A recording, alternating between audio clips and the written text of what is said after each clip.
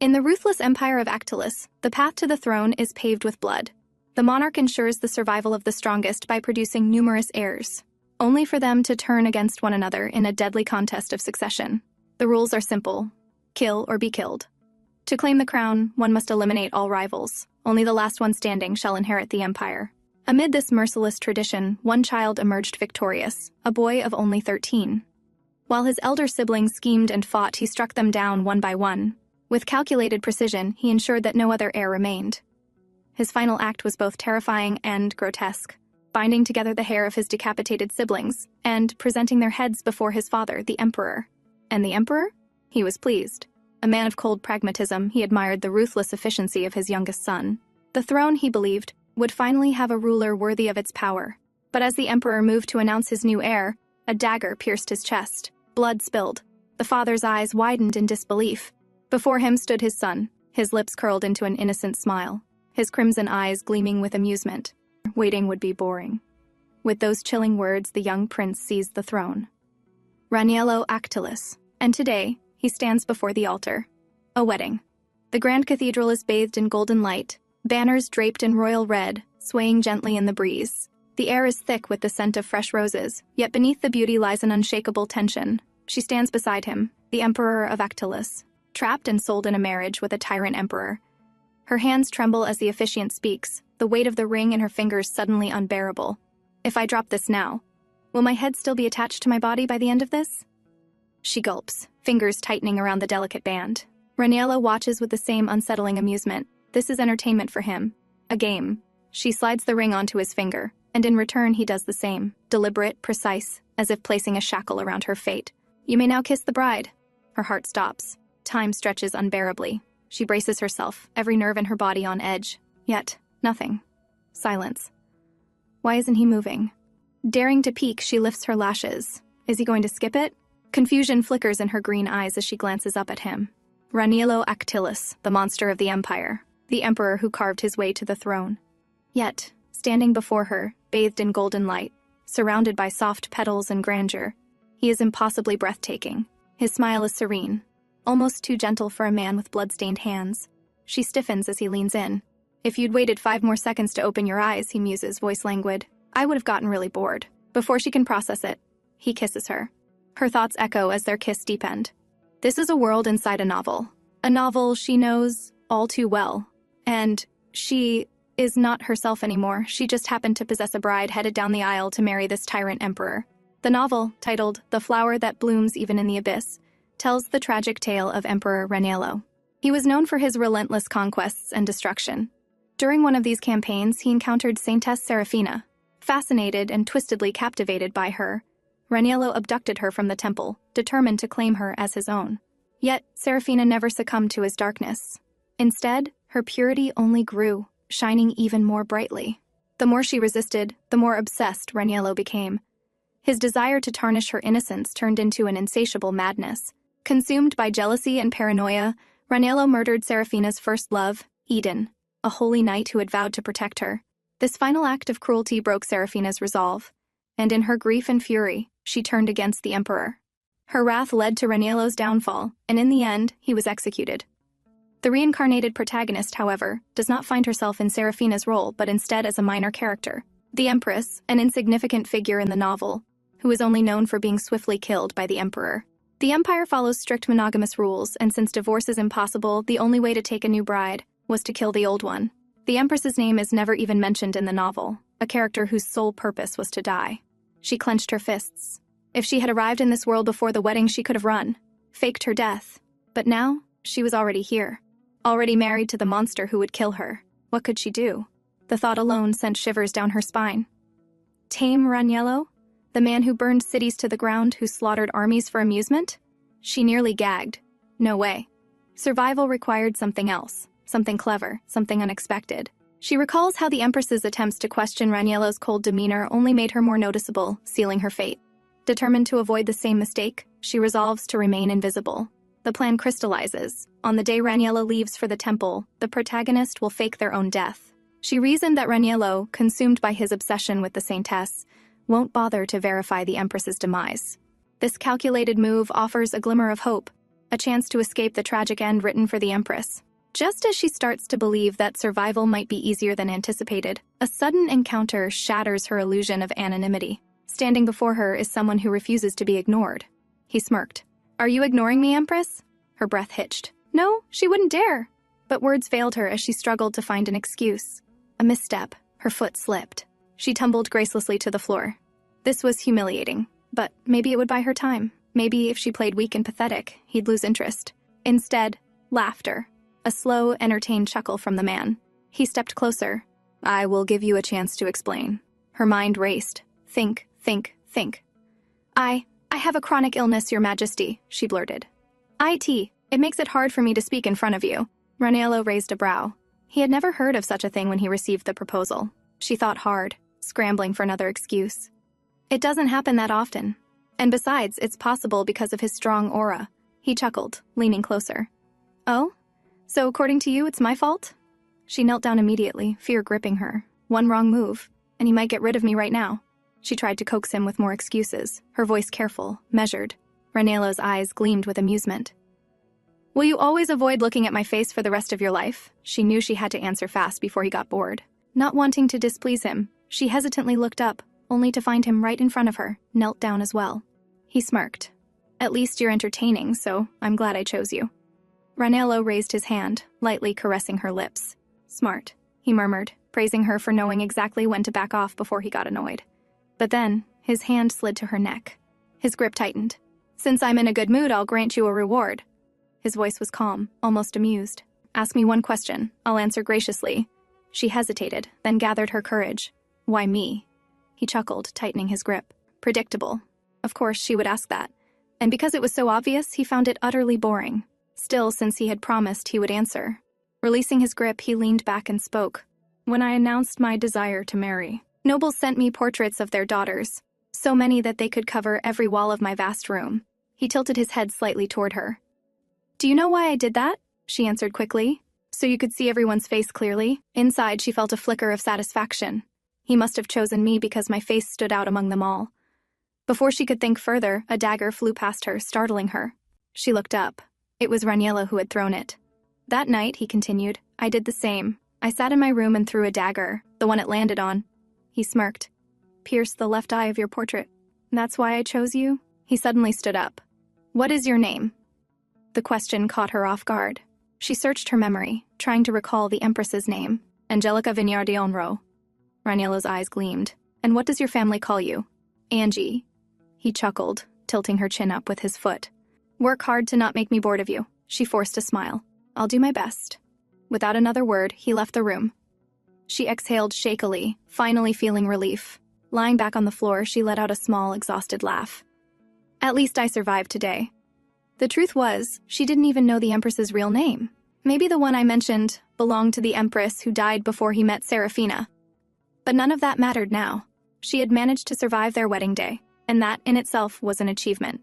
As she slept, she felt movement behind her. A voice began counting. Her eyes snapped open. She needed to get up before the countdown finished. Realizing the urgency, she hurriedly sat up. Her gaze darted beside her. Raniello was sitting there, his bare chest exposed. "Why is he here?" As if reading her mind, he answered, "It was bothersome to return to my room." Her breath hitched. "Did I say that out loud?" But he leaned in, grasping her chin. "Your expression said everything, even an idiot can read it." He stood up, covering his lower half with a sheet. Such a lazy Empress, waking up past 9. Shock washed over her. "An Empress can't sleep in." He left the room while she sat there, stunned. Why didn't anyone wake me up? Soon the headmaid approached. "Shall I prepare your bath, Your Majesty?" As she soaked in the warm water, her mind raced. "What's today's date?" she asked the maid. After calculating based on the answer, she realized she had exactly 7 months before Raniello met Serafina in the temple. As the memories of this body settled in, she learned more about the Empress's past. She had 3 siblings. She was a noble lady, meaning she possessed knowledge useful for survival. If she needed to flee, she should know which country to seek refuge in. The choice of the country didn't matter. Nothing would last once spring arrived. The moment Raniello, Serafina, and her lover crossed paths, the empire would begin its downfall. Her only focus was survival. At breakfast, she observed the servants. Just like in a novel, they did their work but never meddled beyond their duties. Excited, she asked for their names. The headmaid smiled and introduced herself. When she finished eating, she inquired about her schedule for the day. "You have no duties scheduled, Your Majesty," the head maid informed her. "No duties?" She smiled. A day off wasn't bad. She had 7 months to execute her plan. But the next day, it was the same. And the next. Again and again, the answer remained unchanged. She had no duties. That's when she realized something was wrong. An empress couldn't be this free. They handled the palace's budget, social affairs, and noble connections. But no one handed her any documents. They were ignoring her. She lay in bed, comfortable but uneasy. This couldn't continue. Then she remembered in the novel, the empress had brought a personal maid to the palace. But that maid was nowhere to be seen. The next day, she asked the head maid about it. "She is in training to serve in the palace," the maid replied. "Training? Then why hadn't anyone told her?" She asked just that. The maid answered smoothly, "You never asked, Your Majesty." She bit her tongue, forcing a smile. No need for unnecessary tension. For now, Lady Marquis sat there, her expression clearly annoyed by the Empress's behavior earlier. Her son, Marquis Jacques, noticed her frustration and asked what was bothering her. She expressed her dissatisfaction with the Empress, who came from a low country yet dared to argue with her. Soon, her daughter Sylvia arrived. She was once rumored to become the Empress, but that never happened, a fact that deeply irritated Lady Marquis. She voiced her regret, recalling how she had turned down numerous noble marriage proposals, believing Sylvia would take the throne. In the end, her daughter received nothing. Unlike her mother, Sylvia saw things differently. She believed that, as emperor, he had the right to choose his partner. However, Lady Marquis was convinced that the only reason the emperor chose that woman was because she was good in bed. She scolded Sylvia harshly, calling her naive. Hurt by her mother's words, Sylvia ran out of the room in tears. Meanwhile, Jacques continued his inquiry. He questioned whether the emperor had visited the empress since their wedding night. Lady Marquis admitted that he had not. This revelation confirmed Jacques' suspicion. Raniello had no real interest in the empress. They only needed to find a flaw to exploit. A satisfied smile spread across Lady Marquis's face. The empress, in her eyes, was filled with shortcomings. Jacques knew that the emperor was known for eliminating those who harmed the nation. Recently, an important budget approval was underway, requiring approvals from both the emperor and the empress. Yet the empress had done nothing, instead living leisurely. This was the perfect opportunity to bring her down. The maid who had accompanied the empress had finally arrived, bringing her a sense of relief. Unlike the palace servants, this maid knew her well. Meanwhile, Lady Marquis and her subordinates continued to ostracize her. But she chose not to react, believing it wasn't worth the trouble. However, one day she realized her mistake too late. As a result, she found herself summoned before the emperor. Upon arriving, she noticed 2 people were already present. One of them was Lady Marquis, whom she recognized immediately. The other was an unfamiliar man. Both were half kneeling before the emperor. Understanding that her survival depended on appearing even more submissive, she immediately knelt fully, lowering herself beneath them. Raniello observed her actions and remarked on her immediate submission.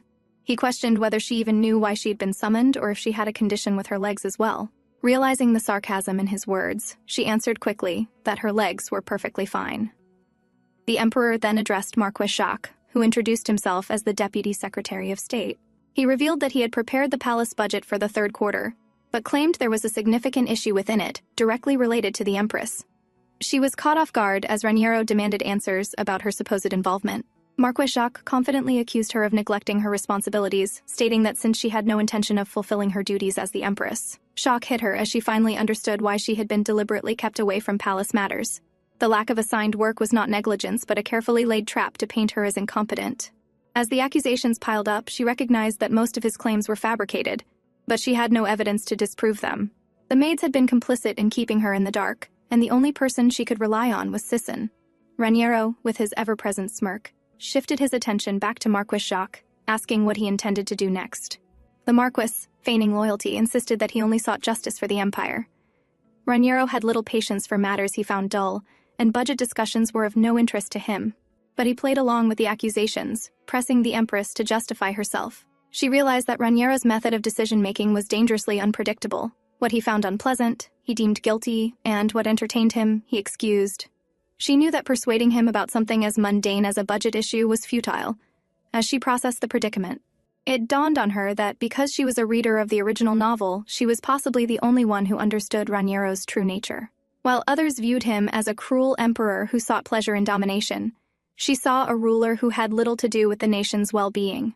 She quickly took responsibility for the oversight, blaming herself for not handling the budget beforehand. But she knew words alone wouldn't be enough. Then, in an attempt to divert his attention and lighten his mood, she made a bold suggestion, an entertainment fitting for the emperor's taste. A flicker of interest sparked in his red eyes as he leaned in, intrigued.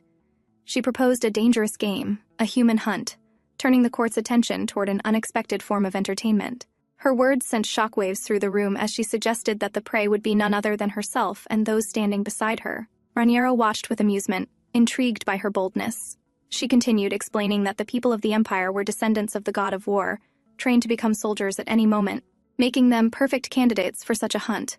Understanding the emperor's cruel sense of entertainment, she played along, knowing that in the original story, human hunting was an event that had piqued his interest. But she also understood that her position as prey needed justification. With no choice but to gamble, she feigned an excuse, referencing her supposed illness and recent arrival in Actilis to buy herself time. Raniero, however, was not one to be easily fooled. Comparing her to a sick rabbit unfit for hunting, he questioned whether she was planning to escape. She hastily proposed postponing the hunt until winter, until she became worthy to provide such entertainment. Her unexpected boldness caught everyone off guard, causing an uproar. Marquis Jacques protested vehemently, calling the proposal absurd. However, the Empress countered, questioning why he hadn't approached her directly to resolve the issue instead of wasting the Emperor's precious time. Raniero, intrigued by her words, decided to humor her suggestion. He found her unpredictability entertaining, and his amusement was evident as he acknowledged that, for an empress, she wasn't bad. Marquis Jacques, desperate, tried to redirect the punishment onto himself, pleading for mercy on behalf of his mother. But Raniero, unfazed, turned his words against him, reminding him that it was an honor to become prey for his entertainment, just as the empress had stated. As chaos erupted, the empress pieced together Raniero's true nature. He had known about the Marquis's schemes all along, yet chose to let them unfold. Sylvia, the Marquis's younger sister, had not been chosen as empress, and this resentment had fueled the current predicament. Yet, instead of intervening earlier, Raniero had let events spiral, watching from his throne like a god overseeing a spectacle. Raniero observed her reaction closely, amused by her resilience. He lifted her chin, forcing her to meet his gaze. Without warning, he leaned in, stealing a sudden kiss, testing her composure. She stiffened, unsure whether to resist or endure. Her instincts screamed at her to push him away, but she knew that any mistake could cost her dearly. As he pulled back, he studied her expression with satisfaction. He enjoyed seeing her struggle, balancing between fear and wit, knowing that she was constantly calculating her next move. He reminded her of the precarious position she was in, questioning how long she could continue without slipping up. She was then abruptly pushed back, landing onto the Emperor's throne. Panic set in as she realized the implications of sitting in his seat. He towered over her, mocking her small frame, comparing her to a mere pet at a royal banquet. He smirked as he leisurely ran his fingers through her hair. That day, she remained trapped in his court until the sun dipped below the horizon, enduring his relentless games. By the time she was finally dismissed, exhaustion weighed heavily on her. She was so drained that she had no recollection of how she even made it back to her chambers. The next day, the palace atmosphere shifted. With the Marquis punished and his mother removed from her position, a new order took shape. The maids no longer looked down on the Empress, acknowledging her as someone who could not be ignored. Among them, her most trusted maid, Sisson, stepped forward, filling the vacant role of headmaid. The Empress, once dismissed and ostracized, had now become a figure of intrigue and speculation. Rumors swirled, painting her as a cruel empress. But, instead of dwelling on whispers, she threw herself into the duties of an empress. Managing palace affairs was no easy feat, and the sheer volume of work overwhelmed her. Her trusted maid, Sisson, reminded her that she was still adjusting to Actilis. But the Empress knew it was more than that. Her abilities simply weren't functioning as they should, because she herself was not settled fully in this body yet. Among her many responsibilities, she had to oversee grand events such as the summer solstice. It was the most significant event in Actilis, honoring the god Actila, the sun deity. Just as she was adjusting, an unexpected figure appeared before her. Sylvia Jacques, the younger sister of Marquis Jacques. Sylvia had been standing there waiting. It became evident that she had come with a request, though the Empress suspected its nature. Sylvia had been waiting outside for days, hoping for an audience. Sylvia knelt, unwavering. Instead of pleading for mercy, she made a surprising request: to serve the Empress as a maid. The Empress hesitated, her instincts whispering caution. Could the daughter of her enemies truly be trusted? Was this a ploy to strike when she least expected? Sylvia's trembling voice did not waver in its resolve. Her body, fragile and weary, seemed to carry the burden of more than just her family's disgrace. She was not here for revenge, nor did she plead for mercy on behalf of those who had wronged her. She wanted to live, not merely survive, but live. The Empress, though cautious, understood the depths of Sylvia's desperation. But the court was no place for mercy alone. Survival demanded strategy. As night fell, uncertainty lingered in the Empress's mind. The burden of making the right decision weighed heavy on her shoulders. As she wandered through the dimly lit corridors of the palace, she was suddenly met with the sight of Raniero's face emerging from the shadows. A startled gasp escaped her lips before it turned into a full-fledged scream. "Is screaming another one of your condition?" he mused. Before she could fully register his presence, he reached out, his cold fingers wrapping around her wrist, anchoring her in place. She hesitated as he loomed closer, his presence overwhelming, almost suffocating. There had been a time when she thought there needed to be a reason for him to seek her out. His gaze held in amusement, as if toying with her fear. A light chuckle escaped his lips as she hiccuped nervously, his fingers tracing the side of her face. Before she could react, he closed the distance between them, his lips capturing hers in a kiss. As he pulled away, her mind was hazy with the lingering warmth of his touch. She remained frozen, dazed. A deep chuckle rumbled from his chest as he observed her reaction, his amusement only growing when he realized her hiccups had finally subsided. Soon their conversation shifted to the hunting game. The prey had begun training, he declared. But he had devised 2 new rules to make the game even more thrilling. The first rule stated that the prey could carry weapons, and if they survived for 3 hours, they would be granted freedom. Angie wanted to bring up the topic of Sylvia, but as she hesitated, Raniero, already aware of her concerns, suggested including Sylvia in the game. He proposed making her a hunter, allowing her to prove her loyalty and willingness to sever ties with her family. More than anything, he found the idea highly entertaining. To Angie, the very thought was cruel, but as Raniero poured wine into a glass, he remarked that it was the best way to test Sylvia's loyalty. If she passed, she could be appointed as a maid. Left with no other choice, Angie agreed. Raniero, amused by her hesitance, commented that he would personally give the order, as she was too weak. She looked at him, knowing that in Raniero's eyes, everyone was weak compared to him. He had been born human, but his past actions made it clear he was pure evil. While she was still lost in thought, Raniero suddenly splashed a glass of wine on her, startling her. His grin widened at her frightened reaction. Before she could recover, he pulled her toward the bed. As he hovered over her, she resolved not to make any mistakes and to survive until the end. Later, as they lay in bed, Raniero observed her closely and remarked on how small and lacking in vigor she was. At this rate, he doubted whether she would even make a decent prey by winter. His words jolted her memory. She too was supposed to become prey. But by winter, she would no longer be here, and Raniero would be preoccupied, meeting his lover, Serafina. Raniero explained the second rule. She was also required to participate as a hunter in the game. The revelation sent a wave of fear through Angie, causing her to sit up abruptly on the bed. Seeing her reaction, Raniero assured her that there was no need to worry since the prey could not harm the hunters. However, she knew all too well that if the Jacques family failed to survive, they would drag her down with them. A shiver ran through her body, and Raniero was well aware of this fact. She calculated the time left. Only a month remained before the hunting game. Watching the Jacques family train from behind the walls, she realized she wasn't even remotely on their level. A maid suggested she find a teacher, but she knew that even with the best instructor, she wouldn't master combat in just a month. Instead, she requested to learn archery. She couldn't afford the risks of close combat, so she chose the bow to attack from a distance. As training began, she fell to the ground. The bow was too heavy for her. The maid, puzzled, quietly informed her that it was a child's bow, meaning it shouldn't be that heavy.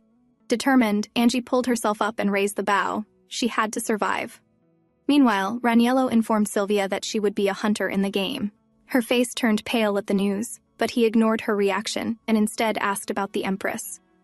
A servant reported that the Empress had canceled all her social gatherings and had started learning archery. Raniero chuckled, finding it cowardly for anyone to rely on a bow in combat. However, with hesitation, the servant also informed him that the Empress had fainted during training. For a brief moment, Raniero flinched. Angie woke from unconsciousness and tried to get up, but her limbs were sore from training. She concluded that she must have been fragile since childhood. As she mumbled to herself, unaware of the presence beside her, Raniero suddenly spoke, questioning why she was talking as if she didn't remember her own childhood. Startled, she asked why he was there. Leaning closer, he lifted her chin and explained that since she had fainted, he assumed something serious had happened, so he came. As she sat in silence, waiting for him to leave, she quickly realized he had no intention of doing so. Raniero observed her with amusement before murmuring that she was so weak and foolish that she caught a fever too easily. Hurt by his words, she couldn't stop the tears from welling up as she admitted that she knew she was weak, but she also understood that in order to survive, she had to practice. Her sudden tears made Raniero flinch, clearly not expecting such a reaction. But soon he chuckled and casually announced that he wouldn't let her die. As he stood, she frowned, convinced he was lying. However, to her surprise, Raniello gently laid her down and ordered cold water and a towel. He assured her that since she was ill, he would take care of her. That assurance only made her tremble because, as she feared, the Emperor clearly had no idea how to care for someone. Without hesitation, he threw the soaked towel directly onto her face. Her pale, stunned expression must have finally registered because moments later, he called for a maid, who swiftly took over the task with practiced efficiency. As he sat beside her, Raniello sighed, complaining that he had never seen anyone turn this pale from a single training session. The maid hesitated before suggesting that perhaps the Empress was simply too fragile and unaccustomed to such physical exertion. Hearing this, Raniello let out a chuckle and mused aloud, asking Angie if being weak was yet another one of her conditions. When the maid brought food, he still didn't leave. Instead, he remained seated and personally fed her. Angie looked at him, momentarily wondering if he was actually concerned for her well-being. But that illusion was shattered when she realized his real reason. He wanted her to recover quickly so he could see her train again tomorrow. As he stood, he complained about how long it would take before she became an entertaining prey for him. The words sent a shiver down her spine, but she quickly gathered herself and assured him that she would soon find a better teacher to improve her training. Raniello looked momentarily surprised at her determination, but then, as if struck by an idea, he smirked and announced that he himself would be her teacher. All color drained from her face. The devil himself teaching her? Seeing her reaction, his expression darkened as he asked if she had a problem with it. She quickly collected herself, forcing a smile as she praised him, saying she was simply shocked and that there could be no better teacher than him. But deep inside, she knew the truth. She was doomed. The next day, she regained her strength, and the maid informed her that after she had fallen asleep, Raniello never left the room. He had remained by her side all night until dawn. She quickly got dressed for training and made her way to the training grounds. By the time she arrived, she was already panting, but a sense of satisfaction filled her. Raniello was nowhere in sight, meaning she had arrived first. However, that relief was short-lived. His voice rang out from behind, complaining about how late she was. Her moment of victory disappeared instantly. He handed her a bow, one he had specifically prepared for her. Seeing a bow that belonged to her, rather than one borrowed, filled her with joy. Raniello then raised his hand, brushing his fingers against her forehead and ears to check if she still had a fever. The unexpected touch made her stiffen, but he simply turned away and, without another word, ordered her to begin practice. As practice began, Raniello quickly grew bored of archery within half an hour. Without hesitation, he handed Angie a wooden sword and initiated a sword training session instead. As skilled as he was with a sword, he was just as terrible at teaching. Without giving her any proper basics, he immediately started practice. Angie did her best to keep up with him, but soon enough, she found herself defeated once again, lying on the ground, panting from exhaustion. Standing over her, Raniello complained, questioning how she could not prevent his attacks when, according to him, they were completely obvious. Understanding that arguing with him was pointless, Angie simply apologized, admitting she couldn't follow his movements. Raniello mumbled to himself, commenting that if her eyesight was also one of her conditions, then how did she expect to attack prey from a distance? Only an idiot would think that. He then took it upon himself to explain every move, personally guiding her through the techniques. When she struggled to keep up, he complained again, wondering how she always managed to find new ways to fail. But despite his impatience, what was truly surprising was that, unlike everything else he quickly lost interest in, Raniello continued training her. Angie, feeling a rare sense of gratitude, thanked him. He responded by ruffling her hair in appreciation, a gesture that left her momentarily stunned. As time passed, rumors began spreading among the nobles. Stories of how the emperor personally took care of his wife, and even trained her himself, circulated through the palace. Naturally, the source of these rumors was the maids around the empress. Angie knew how people now saw them as a devoted, affectionate couple, but she felt no need to correct them. It wasn't beneficial for her that so many nobles were taking an interest in her, especially with her plan to escape. But at the same time, avoiding conflict with the emperor was crucial to ensuring her safe departure. Raniello continued practicing with her every morning, and as usual, whenever she failed, he would complain, this time about how small and slow her brain was, and how her body wasn't any better. Between training and preparing for the upcoming summer solstice festival, she barely had time for anything else. She hadn't seen Sylvia in a while, but she didn't even have the energy to think about it. Whenever she had even a moment of rest, Raniello would appear in her palace, and the moment he did, everyone around her would immediately scatter, fleeing the room. Even after all this time, she was still frightened of him. Raniello suddenly complained, asking why she was looking at him like that, as if she were silently telling him to shut up and leave. Afraid that he would misunderstand her, she quickly tried to explain. But before she could even begin, in a fraction of a second, he cupped her face, closing the distance between them. His lips met hers, sealing the space between them. The kiss felt overwhelming, like she was being completely consumed by Raniello Actilis. As he pulled away, she trembled, still breathless, unable to form words. Without saying anything, Raniello unzipped her dress, stripping it away and tossing it aside. He looked at her, amused, commenting on how slow she was at learning even this. He knew everything about her, what she liked and where, while she knew nothing about him. In the next moment, he turned her towards the mirror, whispering that, for now, as much as he would love to continue. It wasn't what she was expecting. It was a dress he had prepared for her to wear at the festival.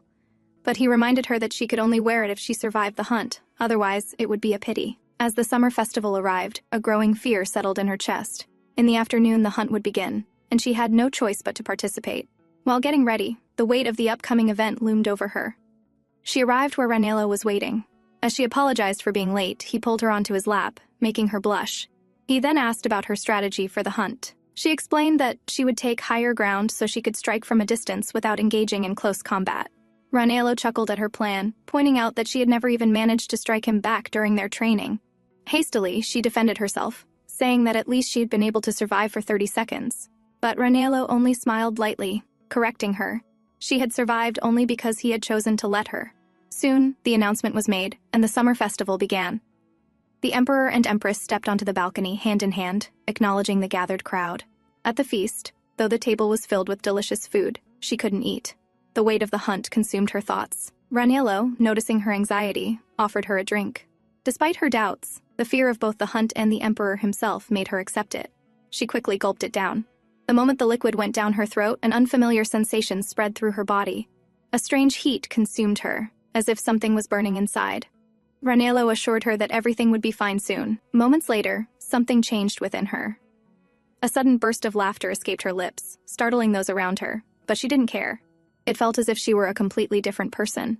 Fear no longer existed within her. Instead, a strange excitement took its place. With her inhibitions gone, she even finished an entire dish without hesitation. As she prepared for the hunt, her fear had vanished entirely, replaced by an eagerness she hadn't felt before. A maid handed her a small gift from Raniello, an extracted poison to use as she saw fit in the hunt.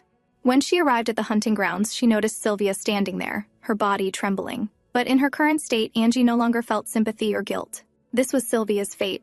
If she survived, she would earn her wish. A new announcement rang out, and unexpectedly Raniello himself arrived at the hunting grounds. He chuckled and reminded her that, as promised, he wouldn't let her die. The gates opened. Sylvia was the first to enter. Now, it was Angie's turn. But at this moment, she realized she had become just like Raniello. Taking the high ground, she positioned herself to strike at the first person who appeared. As she focused, she spotted movement, Sylvia, but she wasn't her target. Lowering her guard for a moment, she watched as Sylvia's mother suddenly appeared, attacking her own daughter. They were no longer family. They were hunter and prey. Angie positioned her arrow and struck, but it landed between the mother and daughter. Lady Marquess immediately noticed her presence. Before she could react, Sylvia shoved her mother to the ground, and the two began to fight. It was a simple game of survival. Sylvia, determined to live, grabbed a stone and struck her mother down. When Angie reached the ground, Sylvia bowed before her, declaring that she had done her duty in offering prey to the Empress and proving her loyalty. But in the next moment, she staggered and collapsed, losing consciousness. Marquis Jacques arrived at the scene, his eyes burning with challenge. Without hesitation, Angie positioned her arrow toward him. Before he could close the distance, she loosed the arrow, striking him first. Then something shifted inside her. A sudden weakness overtook her body, and she collapsed to the ground. Something was wrong, she couldn't move. Marquis Jacques saw the opportunity and attacked. She fell backward, helpless. Lying there, her mind went blank. Was this her final moment in this novel? Seizing his chance, Marquis Jacques raised his axe, preparing to strike her down and avenge his mother. But before the blow could land, a blade pierced through him. Raniello stood behind him, his sharp sword buried deep in Jacques' body. The Marquis crumpled to the ground.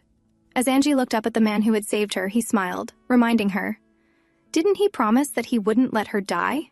He pulled her into his embrace. She winced, complaining about the pain, only for him to explain that it was the effect of the drug he had given her. It had temporarily removed her fear and granted her full strength. But once the effects wore off, the exhaustion hit all at once.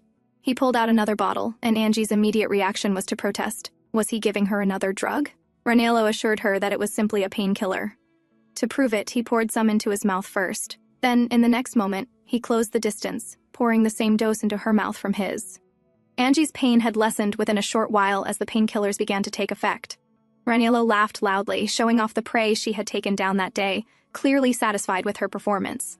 Later, he announced the results to the people of Actilis, and the crowd erupted in praise for the Empress, who had proven herself a true Actilan.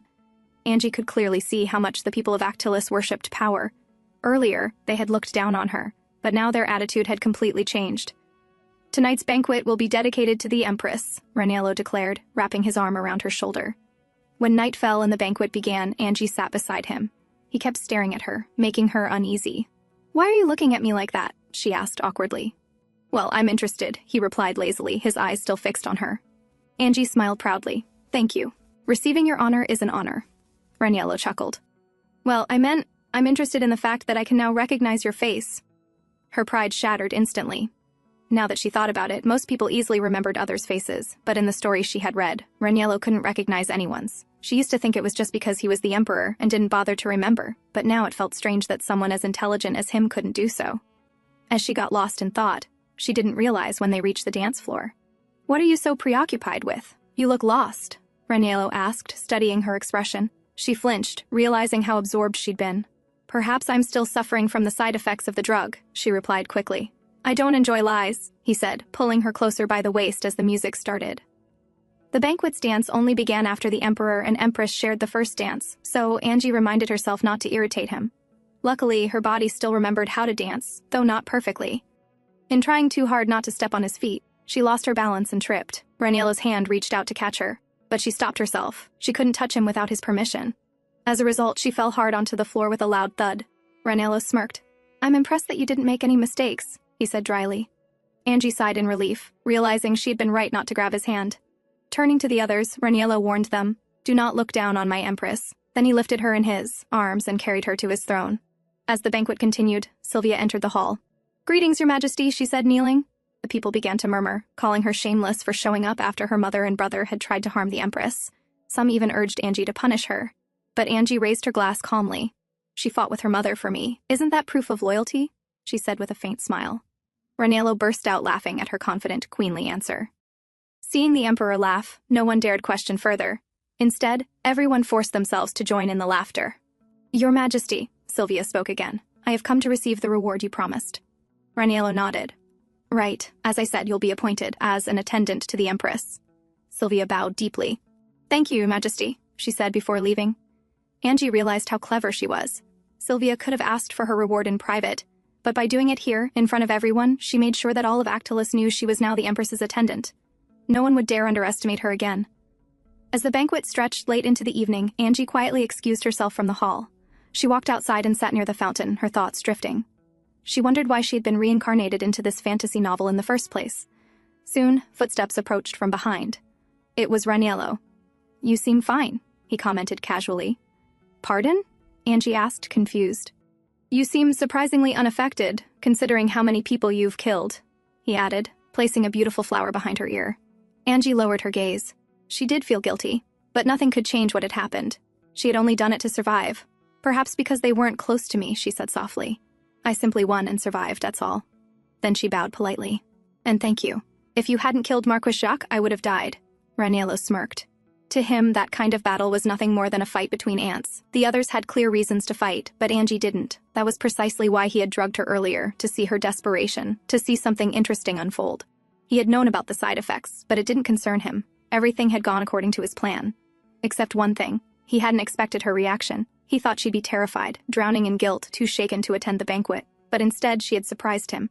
That unexpected strength excited him. Perhaps that was why, for the first time, he could clearly remember her face. Raniello extended his hand. "We should go back inside." Angie hesitated, then finally placed her hand in his. The first human face Raniello ever truly recognized was that of someone fragile and delicate. He led her inside, but instead of returning to the hall, he took her to a private chamber. Angie's heartbeat quickened when she realized it was his room. She had read about it before in the novel. While she was busy recalling those details, Raniello began unbuttoning his shirt. Angie's face turned crimson. She quickly looked away, afraid to meet his eyes without permission. Raniello chuckled. "You can look. You have my permission," he said smoothly. Before she could respond, he reached for her, pulling her close and pinning her gently between his arm and the wall. His face inched closer, his breath brushing her lips. "Please stop," Angie whispered, her voice trembling. "Do you want me to stop?" he murmured, his lips grazing hers. The next moment, there was a splash. The man had stepped into the steaming bath. "Angie, come here," Raniello ordered. She nodded quietly, taking off her shoes and arranging her dress before dipping her feet into the hot water. Her body trembled at the sudden warmth. "It'll be fine once you're inside. You're too fearful," Raniello said before pulling her closer by the waist. "My dress," Angie gasped, flustered. "Don't bother," he smirked. Then, with a teasing tone, asked, "Does the water still feel too hot?" She shook her head but found it hard to stay steady. Her trembling hands couldn't reach for him without permission. Normally, Raniello was pleased when people obeyed him precisely, but right now her restraint irritated him. "Angie," he said firmly, looking into her eyes. "You have my permission." Startled, she hurriedly reached out, wrapping her soft hands around him to steady herself. Her touch was hesitant yet warm. But as soon as she held on to him, something within Raniello stirred, a desire that had been quietly building all night. And Angie's struggle with him continued through the night, caught between fear, restraint, and the Emperor's unrelenting will. As morning arrived, Angie slept peacefully while the man sat beside her. Now, even when he closed his eyes, he could clearly see her face. As he was lost in thought, Angie began to stir in her sleep. Her breathing turned erratic. She seemed to be having a nightmare, almost hyperventilating. Raniello immediately pulled her into his arms and pressed his lips against hers, sharing his breath to calm her. But Angie, startled by the closeness even in her half-sleep, bit his lip. Raniello frowned. No one had ever dared to do that to him before. Without hesitation, he pressed his lips back against hers more firmly, deepening the contact until he was satisfied. When he finally pulled away, a thin line of blood trailed down from his lip. On the other side, Angie had woken up, trembling. "In my dream, I saw one of the prey coming after me, with its head cut off, holding an axe," she whispered shakily. She reached out instinctively to hold on to him, but stopped midway, realizing what she was doing. "Go on," Raniello said quietly, granting his permission. Only then did Angie press herself against his broad chest for comfort. "I'm scared," she admitted in a small voice. Raniello watched her for a moment, then raised his arm to hold her, offering silent reassurance. Slowly, Angie relaxed in his arms and drifted back to sleep. When she woke again later, she dressed and went to the breakfast table, only to find him sitting across from her. His sharp gaze made her uneasy. "Your Majesty," she began carefully, "I want to go home." The words slipped out before she realized her mistake. She should have said palace. "Isn't this your home now?" Raniello asked, raising an eyebrow. I apologize. "Maybe I didn't get enough sleep," Angie said, embarrassed. "But I think you slept plenty last night," he replied, with a faint smirk. "Actually, Sylvia is moving to my palace today," Angie added quickly, trying to make an excuse. "I should be there as her superior." As she spoke, her eyes drifted to his lips. They looked slightly bruised. Was that blood? She was sure they'd been fine last night. Who could have hurt him? Suddenly, Raniello met her gaze. She flinched, realizing she had been staring. "Oh, I apologize," she said quickly. "I noticed you were hurt. Are you all right?" Raniello chuckled, then reached out, grabbing the back of her neck and pulling her close. "If it bothers you," he murmured, "why not take a better look?"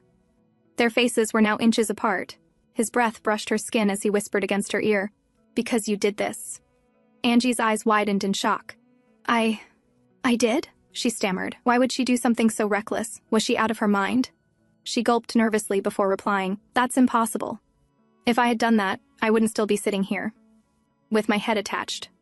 Raniello leaned back slightly, a faint smile on his lips. "You do have a point."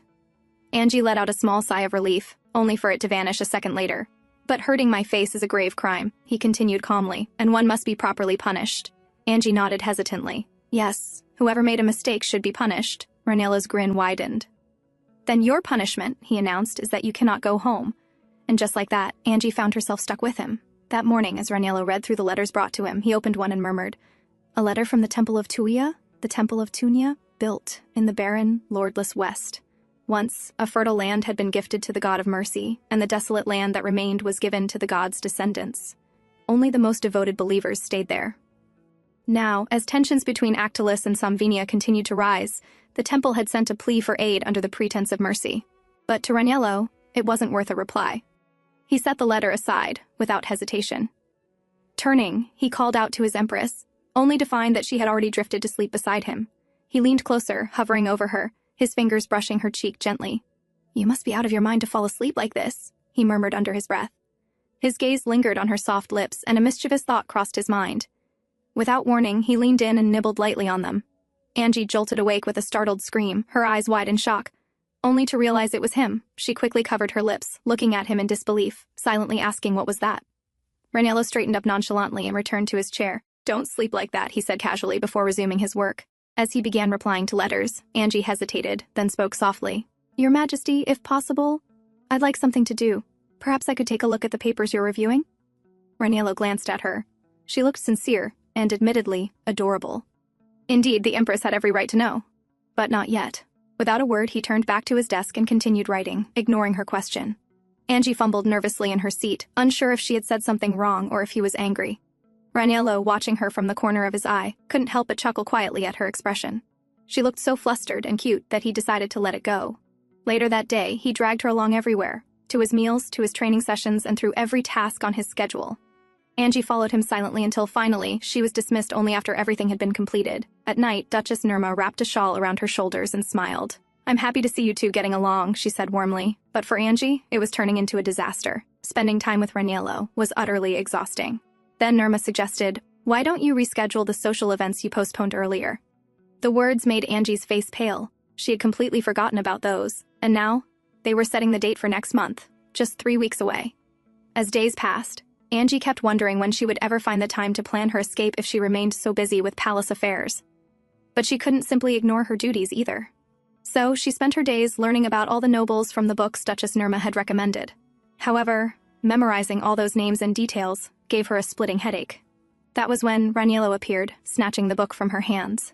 What are you reading? He asked, glancing through the pages. After skimming a few lines, he tossed the book aside and flopped down, resting his head on her lap. I don't know who gave you this, but you're wasting your time, he said flatly. Oh? Am I? Angie asked, confused. Raniello sat up, taking her chin between his fingers. Yes. You'll sit like this, chin high, an arrogant smile, and say, I don't know you, and I have no need to know you. However, I shall listen to your introduction. Angie blinked at his bold suggestion. But Raniello didn't back down. Leaning closer, he said, You are my wife and the Empress, so just reign over them. But that's how you rule, Your Majesty, she said softly. He leaned close to her ear and whispered, And why shouldn't you rule as I do? Besides, I should be the only one who knows how fragile and delicate you truly are. Then he pulled back casually and added, One more thing. If you want to be like me, learn to control your facial expressions. You're too easy to read. Angie's expression stiffened. But she couldn't deny he was right. She wore every feeling on her face. Suddenly, Raniello turned back to her. By the way, are you feeling unwell? He asked. Caught off guard, Angie blinked. No, I feel fine, she replied. He studied her for a moment, then nodded. All right. A week later, the day of the social event arrived. Angie's maid, Suzanne, who had come with her from her homeland, quietly advised, Your Majesty, we should postpone the gathering. You're not well. You're on your period.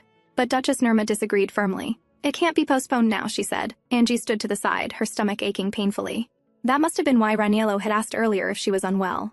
She sighed softly before speaking. You're both right, but I can't ignore my duties. Bring me my pain medicine, and let us continue with the gathering. The hall was filled with murmurs as the gathering continued. Angie, throbbing with pain, immediately regretted her decision to attend. In her original life, it had never been this unbearable, but now that she had entered the hall, she knew the show had to go on. Forcing a smile, she thanked everyone for coming and accepting her invitation. She believed Duchess Nirma had invited only those noble women who would be good allies for her. But as she sat there, her vision blurred, and it became harder to concentrate. The pain made it impossible to recall what she had studied in the past days. She couldn't even recognize who was who anymore. At that moment, she remembered Raniello's words. It was too late to regret, so she decided to follow his advice. I don't know who you are, she said, her tone cool and commanding. So why not introduce yourselves? Her expression carried the same dangerous glint her husband was known for. Everyone froze, stunned by the sudden arrogance of the Empress, especially Duchess Nirma. But Angie didn't falter. You're making me wait, she added sharply. That was enough to make everyone move. The noble women hurriedly began their introductions one after another. Angie smiled faintly, satisfied. I'm glad to meet everyone, she said. Once the introductions were over, the women began chatting and sipping their tea. The air had just started to relax when Raniello entered. Everyone was taken aback by his sudden appearance and immediately stood to greet him. His gaze swept across the room until it landed on Angie. Seeing her pale face, he sighed, then walked over and lifted her into his arms without a word. I suddenly felt the urge to be with my Duchess, he said coolly. So, I'll be taking her. Enjoy yourselves. The hall went silent in shock as Raniello turned and left, ignoring everyone's stunned faces. In his arms, Angie clung to him. For the first time, she felt relief, grateful to see her husband, and surprised at how effortlessly he could bend every situation his way. He carried her straight to her bedroom, gently laying her on the bed, before ordering the maids to bring more pain medicine. Pulling a chair beside her, he sat down. "I guess you overestimated yourself," he said with a faint smile, patting her head. "But I'm glad those fools were so easy to deal with. It worked out in your favor." Angie nodded weakly, then suddenly sat up. "Shouldn't you be at the council meeting?" "I didn't go," he replied casually. "It would have been boring." Then, with a small chuckle, he added, "Besides, it was more interesting to see what you do in there." Angie looked at him, wondering how a man like this managed to rule the most powerful nation. "What was the meeting about?" she asked, changing the topic. "The Temple of Tunya," he answered. Angie flinched slightly at the name. The temple? That was where the main protagonist, Serafina, was. "The temple?" she repeated. Raniello noticed the change in her tone but continued explaining. The Temple of Tunya was small and barren, which was why Actilus had never paid it much attention. The priests there always preached peace between Actilus and Samvinia. But this time, their letter was about monsters, the eggs were about to hatch, and the issue needed to be dealt with. "So, will you go there?" Angie asked, her voice serious. She was certain he would, knowing his fondness for battle and bloodshed. Raniello looked at her silently for a moment, noticing how tightly she was clenching her dress. Then, with a playful smile, he said, "Who knows? Maybe I'll show them mercy, if they kneel before me." But Angie's heart was restless. The mention of the temple had brought back her memories of the novel. If Serafina was there, what if the temple sent her as a representative? According to the original story, she and Raniello were supposed to meet in winter, but back then, Angie hadn't been this close to him. What if the timeline had already changed? What if her memory was wrong? Lost in thought, she didn't notice when Raniello popped a candy into her mouth. "It'll help," he said. She nodded absently, realizing that lately he had been doing small things like this, almost as if nursing her was a game he enjoyed. Then suddenly she asked, "Your Majesty, will you keep me alive at least until winter?" Raniello raised an eyebrow, surprised by the question. Then he chuckled. "Perhaps you should try harder, so that I'll want to keep you alive," he murmured, nudging her lower lip with his thumb before leaning closer and capturing her lips in a deep kiss. As time went by, Angie focused all her attention on the Temple of Tunya. She needed to gather more information about it, details that hadn't been mentioned in the novel. If things had changed and Serafina came earlier, the story could progress faster, and Angie might end up dead before winter. And yet, she still hadn't planned her escape route. She spent her days buried in books, reading everything she could find about the temple. What she discovered was that the Saintess was considered the most sacred being in the land. She never left the temple and didn't meet anyone from outside. In the original story, the focus had been on Raniello's violent desire for the Saintess of Tunya, but the books she read now focused more on the monsters that surrounded the temple. The area around Tunya was heavily infested with monsters that even bred near the temple walls. When food was scarce, these creatures hunted humans in the nearby territory. The temple, positioned at the border, acted as a barrier to protect the people from those monsters. Angie sighed in relief. From what she learned, Serafina would not come here. But then another thought struck her. If Raniello went to destroy the monsters, he might pass through the temple and meet her there. In that case, Angie decided, she would go with him. And if they did meet the Saintess, she would use that moment to escape. A few days later, that day finally arrived. Raniello sat on his throne, greeting the devotees from the Temple of Tunya, who had come seeking his help. Angie joined him, seated beside him, and was surprised to see that the Archbishop himself had come. Then her eyes drifted to the man standing next to him, the temple's holy knight, Eden. In the novel, Eden had been Serafina's first love. The holy knights were the temple's protectors, fighting against the monsters that threatened their land. Eden hadn't played a major role in the story, but he was known as a gifted young warrior. In the original tale, Serafina's lingering feelings for Eden had been what drove Raniello to kill him, turning the story into tragedy. "Now that you've come for my help," Raniello said from his throne, his tone arrogant and cold, "you must show your sincerity." "Of course," the Archbishop began politely. "You may not be much, but—" He stopped when Raniello cut him off sharply. "No. What value would your gifts have? Instead, why not kneel before me and beg for mercy?" Angie sighed quietly beside him. As expected, he had to say something outrageous. But she also knew the temple had no choice. If they refused and returned without securing his help, they wouldn't survive the monster attacks. To everyone's surprise, it was Eden who stepped forward first. Without hesitation, he dropped to one knee before the Emperor. Seeing him, the others followed one by one until the entire group was kneeling. Raniello laughed, his eyes glinting with amusement. "What a sight this is," he murmured. Angie scowled softly at him. He really was acting like a true villain. Later, when Angie thought back to the event, she still found it unbelievable that Eden had been the first to kneel. In the original story, Eden had been described as stubborn and rebellious, a man who never conformed to anything he believed was wrong. By that logic, he should have been the only one standing, even if everyone else bowed. As she was lost in thought, Raniello's voice came from behind her. "Where are you going?" "Oh, I'm just returning to my palace," Angie replied calmly. All right, let's go, he said, grabbing her hand and leading the way. As they walked, Ranello glanced at her. He had noticed that lately, Angie's interests had shifted. She no longer spent her time studying books on high society or court etiquette. Instead, she was absorbed in reading about the Temple of Tunya. She had even insisted on attending the meeting with the temple's representatives. The Anro kingdom, where she was from, had no connection with Tunya. The two lands were far apart. Yet, during the meeting, Ranello had noticed a change in her expression. Her reaction had been strange, almost emotional, especially when her eyes met the holy knights. Ranello smirked to himself at the thought. Later, Angie brought up the idea of hosting a dinner for the representatives of Tunya. Who will be seated at the table, she asked. Ranello leaned casually against the balcony railing. What do you think? He asked back. Well, I suppose the archbishop, the captain of the holy order, and the two eldest among the clergy. That seems to be the correct order, she answered hesitantly. Ranello watched her carefully throughout the conversation, analyzing her expression. To be honest, Angie added with a small laugh, I don't really know who's most important. I've never seen them before. Ranello chuckled softly. 2 months ago, he would have found that answer dull, but now it amused him. He decided his suspicions were unnecessary. Angie didn't seem interested in the night after all. Relieved, he sat on the bed and called her name. Angie, he said, motioning for her to come closer. Obediently, she stood and walked toward him. Ranello took her hand, admiring how compliant she was. But this time, he wanted to see a little more. With a sudden pull, he drew her toward him, and she stumbled, falling against his chest. Angie, he said softly, smiling as her face turned pale with embarrassment. Kiss me. The next day, Angie began to feel uneasy about Eden. Something about him didn't fit. She ordered her personal maid, Cézanne, to keep an eye on him.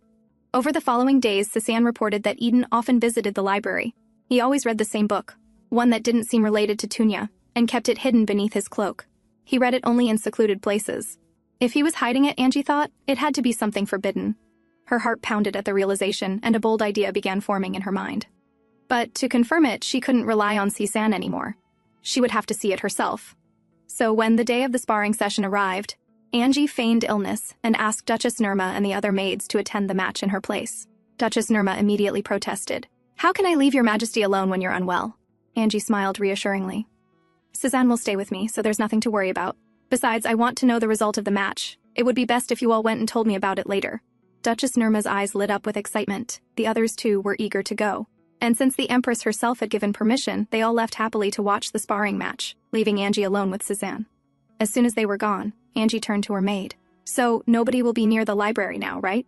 Cézanne nodded nervously. Yes, but do you really want to go there? Angie smiled and patted her cheek gently. Don't worry, nothing will happen. She trusted Cézanne. Her maid had come from her homeland, and would never report anything to the Emperor. Angie hurriedly wrapped a shawl around herself and left for the library. Looking around carefully, she saw that everyone was busy watching the match. Quietly, she hid in the bushes near the path leading to the library, waiting for Eden to appear. As expected, after a while, the knight arrived, his footsteps calm and steady as he walked. Angie swallowed hard before stepping out from her hiding spot. Hey, I don't know what you're looking for, but you won't find it in there, she said quickly. Visitors are restricted from most of the books. Eden turned to her calmly. I'm not looking for anything. I'm just looking around, he replied, his tone so composed it almost made Angie doubt her suspicion. After a brief silence, she asked, What's your name? The knight looked down slightly. My name is Eden. I have no surname, as I've devoted my mind and body to the god of Tunya, he said evenly. What's your other name? Angie asked again, her voice low and uncertain. Eden's eyes narrowed slightly. What do you mean? I mean, she clarified, your other name. The one you had before Tunya gave you this one. And if you don't have one, I won't ask again. Eden stared at her for a long moment, making Angie begin to doubt her theory. But then he lifted his gaze and said quietly, My name is Cha Suhyun. Angie's heart steadied. So she had been right. Do you know a book called The Flower That Blooms Even in the Abyss? She asked hurriedly. Yes, Eden replied. I've read it. Then, when did you possess this body? I came here about 2 months ago, she asked. Eden thought for a moment. I guess around the same time. But I'm surprised. I'm not the only one who reincarnated here. I thought the same, Angie said, almost collapsing in relief. I really believed I was alone in this world. Are you all right? Eden asked, startled by her sudden emotion. I'm fine, she said, her voice shaking. I'm just happy. Eden smiled softly. I see. Then, what should I call you? Angie looked up. You can call me Your Majesty. Everyone here does. Eden bent down slightly and took her hand. Then, Your Majesty, I'm pleased to meet you, he said with a warm smile. Then he added curiously, But how did you find out about me? It was your behavior, Angie replied. It didn't match the character from the novel at all. It didn't make any sense. She glanced around cautiously. I can't stay here long, so let's get to the point. I heard you've been reading some kind of banned book. What is it? Eden nodded. Yes. I'm researching forbidden spells. I think that's what brought me into this world. Angie froze. She hadn't thought about it before, how she ended up here. Maybe because in all those fantasy novels she'd read, reincarnation had felt so familiar, so cliché that she'd never questioned it. Eden scratched his head. You said you thought you were alone, so does that mean the Emperor wasn't reincarnated from our world? Angie sighed. I wish he was. But no, he's the same insane man described in the novel. Eden frowned slightly, thinking. Then maybe the reason we were reincarnated here is because our characters died in the story. If I can uncover the spell that caused it, maybe I can undo it and send us back home. Go back. Home, Angie repeated softly. She had never even considered that possibility, because in stories like these, people rarely ever went back once they were reincarnated. On the other side, Raniello, who was watching the sparring match, felt utterly bored, or perhaps he was missing someone. His gaze kept drifting toward the empty seat beside him. After a while, he decided to leave and head to the Empress's palace. When he stepped inside, Cézanne nearly jumped in shock at his sudden arrival. Your Majesty! What brings you here? She stammered. Raniello smirked. Should I not be here? He replied, walking straight to the bed and flipping the sheets. Seeing the empty bed, he muttered coldly, My wife, who was supposed to be sick, is not here. Cézanne's face went pale. Your Majesty, she began, but his piercing gaze silenced her instantly. Why don't I hear that excuse from my wife herself? He said in a voice so cold it made her tremble. It wasn't hard to piece things together. The Holy Knight Eden hadn't participated in the sparring session, and the Empress had used illness as an excuse to stay behind. Raniello's lips curled slightly. How annoying, he muttered under his breath. Meanwhile, at the library, Angie was still speaking with Eden. So, if you're living in Tunia, have you met Serafina? She asked curiously. Serafina, Eden began, but then hesitated. What is it? Do you like her? Angie asked, worried, firing off questions. Eden quickly shook his head. No, it's actually the opposite. What? Why? Is she not a good person? Angie asked, confused. I'm not sure about her personality, Eden replied. Because I've been avoiding her. Angie frowned in confusion. He should have already synchronized with his character after taking over Eden's body. Then Eden spoke again. Actually, Eden hates Serafina. Angie's eyes widened. Why would Eden hate her? Eden sighed. Norms and doctrines are Eden's entire life. That's why he was disgusted that the Saintess harbored such feelings for him. It was new information for Angie. Something the novel had never revealed.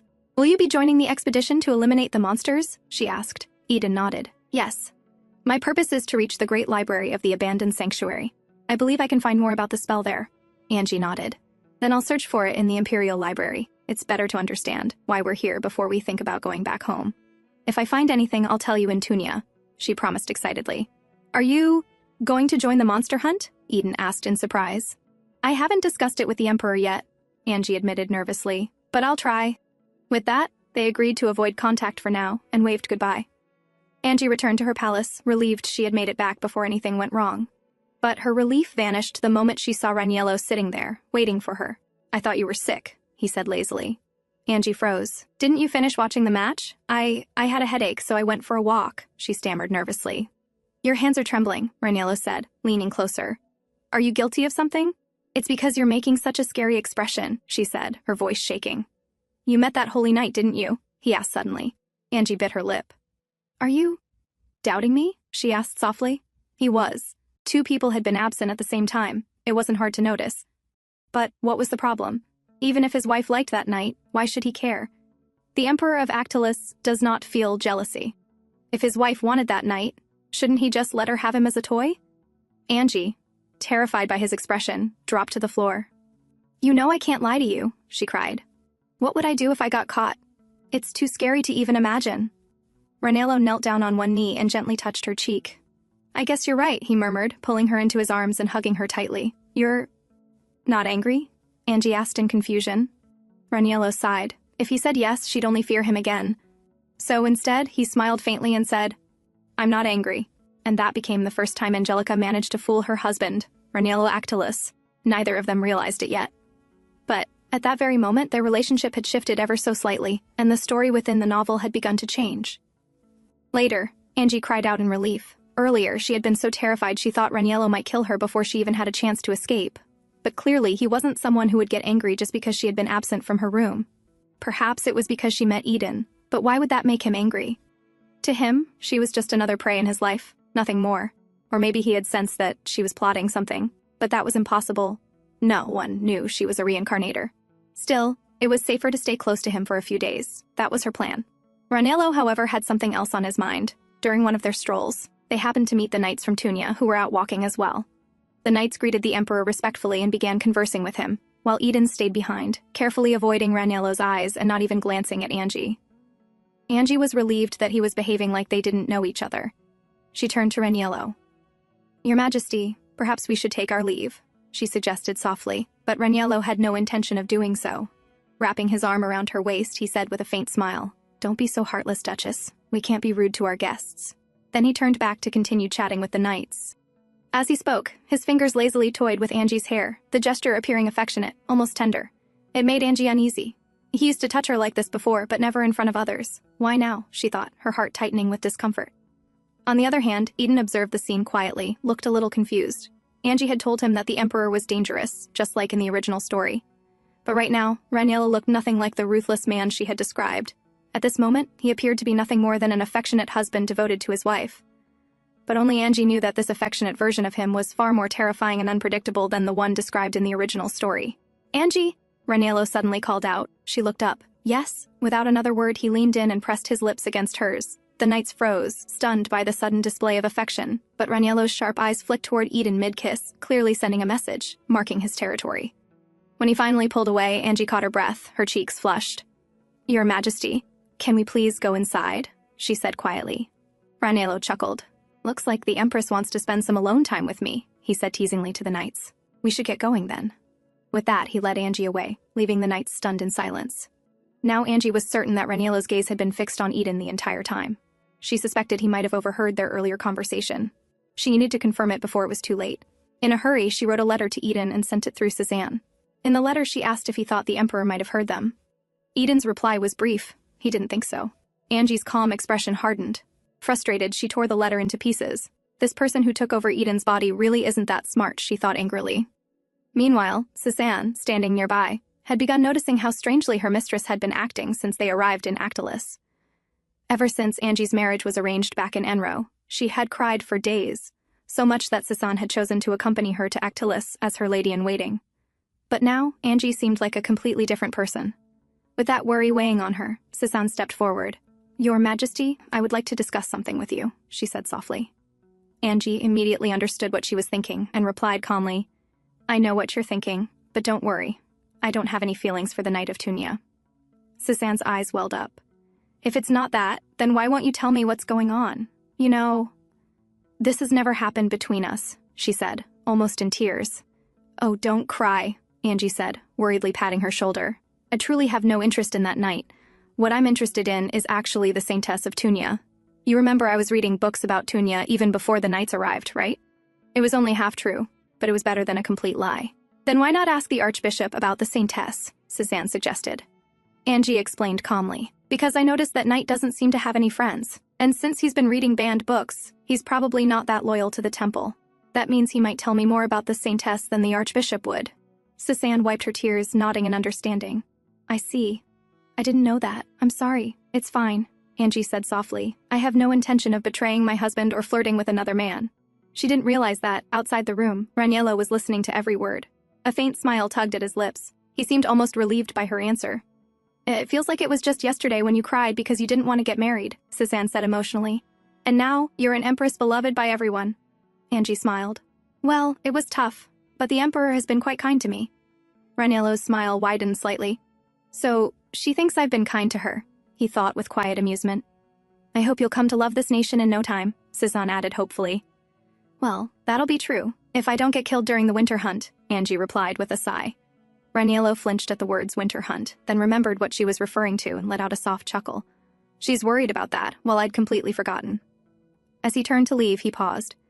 "But why is she so interested in the Saintess of Tunia?" he wondered. "Maybe I should investigate that woman myself when I go on the expedition," he decided before walking away. That night, Ranello entered the room. "The moon is bright tonight," he said with a grin. Seeing him in a good mood, Angie smiled back. "Indeed it is," she replied. Ranello lay down with his head on her lap, idly playing with her hair. "You seem to be in a good mood today," he said casually. "Perhaps it's because you seem to be in one," Angie replied, scratching her cheek shyly. Ranello chuckled. "Does that make you happy?" "What else makes you happy?" he asked lazily, still twirling her hair between his fingers. Angie blinked, unsure why he was acting this way. He took her hand and placed it on his forehead. Does he want me to pat him? She wondered, then began gently stroking his head. So, what else makes you happy? He asked again, his voice calm but strangely intent. He was behaving oddly, and it made Angie uneasy. Why was he asking this? Did he really care about how she felt? No, Raniello only cared about his own feelings. Nothing else. When her hand paused mid-stroke, Raniello opened his eyes. Why did your hand stop moving? He asked quietly. Angie snapped out of her thoughts. See? She thought bitterly. He only notices things when they concern him. And what did she want? She wanted to tell him she wished to escape this place, and if he couldn't let her go, at least stop visiting her so often. But of course, she couldn't say that to the man lying before her, so instead she said softly, then, I want to join you on the monster hunt that would make me happy. Can I? Raniello looked at her for a long while, clearly not expecting that answer. Then, surprisingly, he smiled. Of course, if you want to come with me so badly, it's fine. Angie blinked, startled, not just because he agreed, but because of that smile. It was different. In the novel, Raniello was described as a demon, someone born with evil in his very core. But right now, the man before her looked so innocent, almost breathtaking. Without realizing it, Angie reached out and brushed her hand against his cheek. Am I really being charmed by his looks? She thought in a panic. Raniello wrapped his arms around her in a gentle embrace. Angie stiffened, reminding herself that this tenderness could vanish at any moment. He could turn back into that monster whenever his mood changed. This side of him wouldn't last. By tomorrow, he would surely go back to being Raniello Actilus, the cruel emperor again. But nothing happened as she expected. The next day, Raniello remained the same, affectionate and warm. Even when he argued with the archbishop, who was preparing to leave after Actilus's training concluded, the moment his eyes fell on Angie, his expression softened into that same smile, a smile that looked almost like love. Angie scratched her head in confusion. He was acting completely out of character, like a male lead from a romance novel, and although it should have been a good thing, he was still Raniello Actilus, which meant she needed to escape before he grew bored of her again. On the other hand, Raniello stared dazedly at the wine in his glass later that night. He couldn't understand why Angie wasn't honest with him. He had only wanted to know what made her happy, yet she never answered clearly. She always seemed uneasy, always avoided his eyes. He wondered what her carefree smile would look like, what it would feel like to see her laugh without fear. Then, a strange desire stirred inside him. He wanted her to fall in love with him. He chuckled at the thought. If she knew what I was thinking right now, he mused, she'd probably break down in confusion. Angie spent her days in the Actilus Imperial Library, searching through countless books, trying to find any clue related to the spell or the people from another world. But in the end, she found nothing. Maybe it had just been an accident. Her and Eden's arrival in this world. Their last hope now was to look in the abandoned sanctuary library, just as Eden had suggested.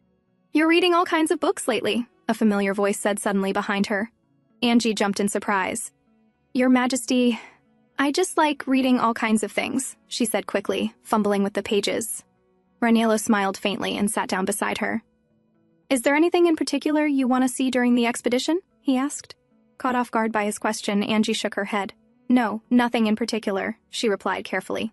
He leaned back in his chair, watching her. Then, what about the Saintess who never leaves the temple? He asked casually. At the mention of the Saintess, Angie froze.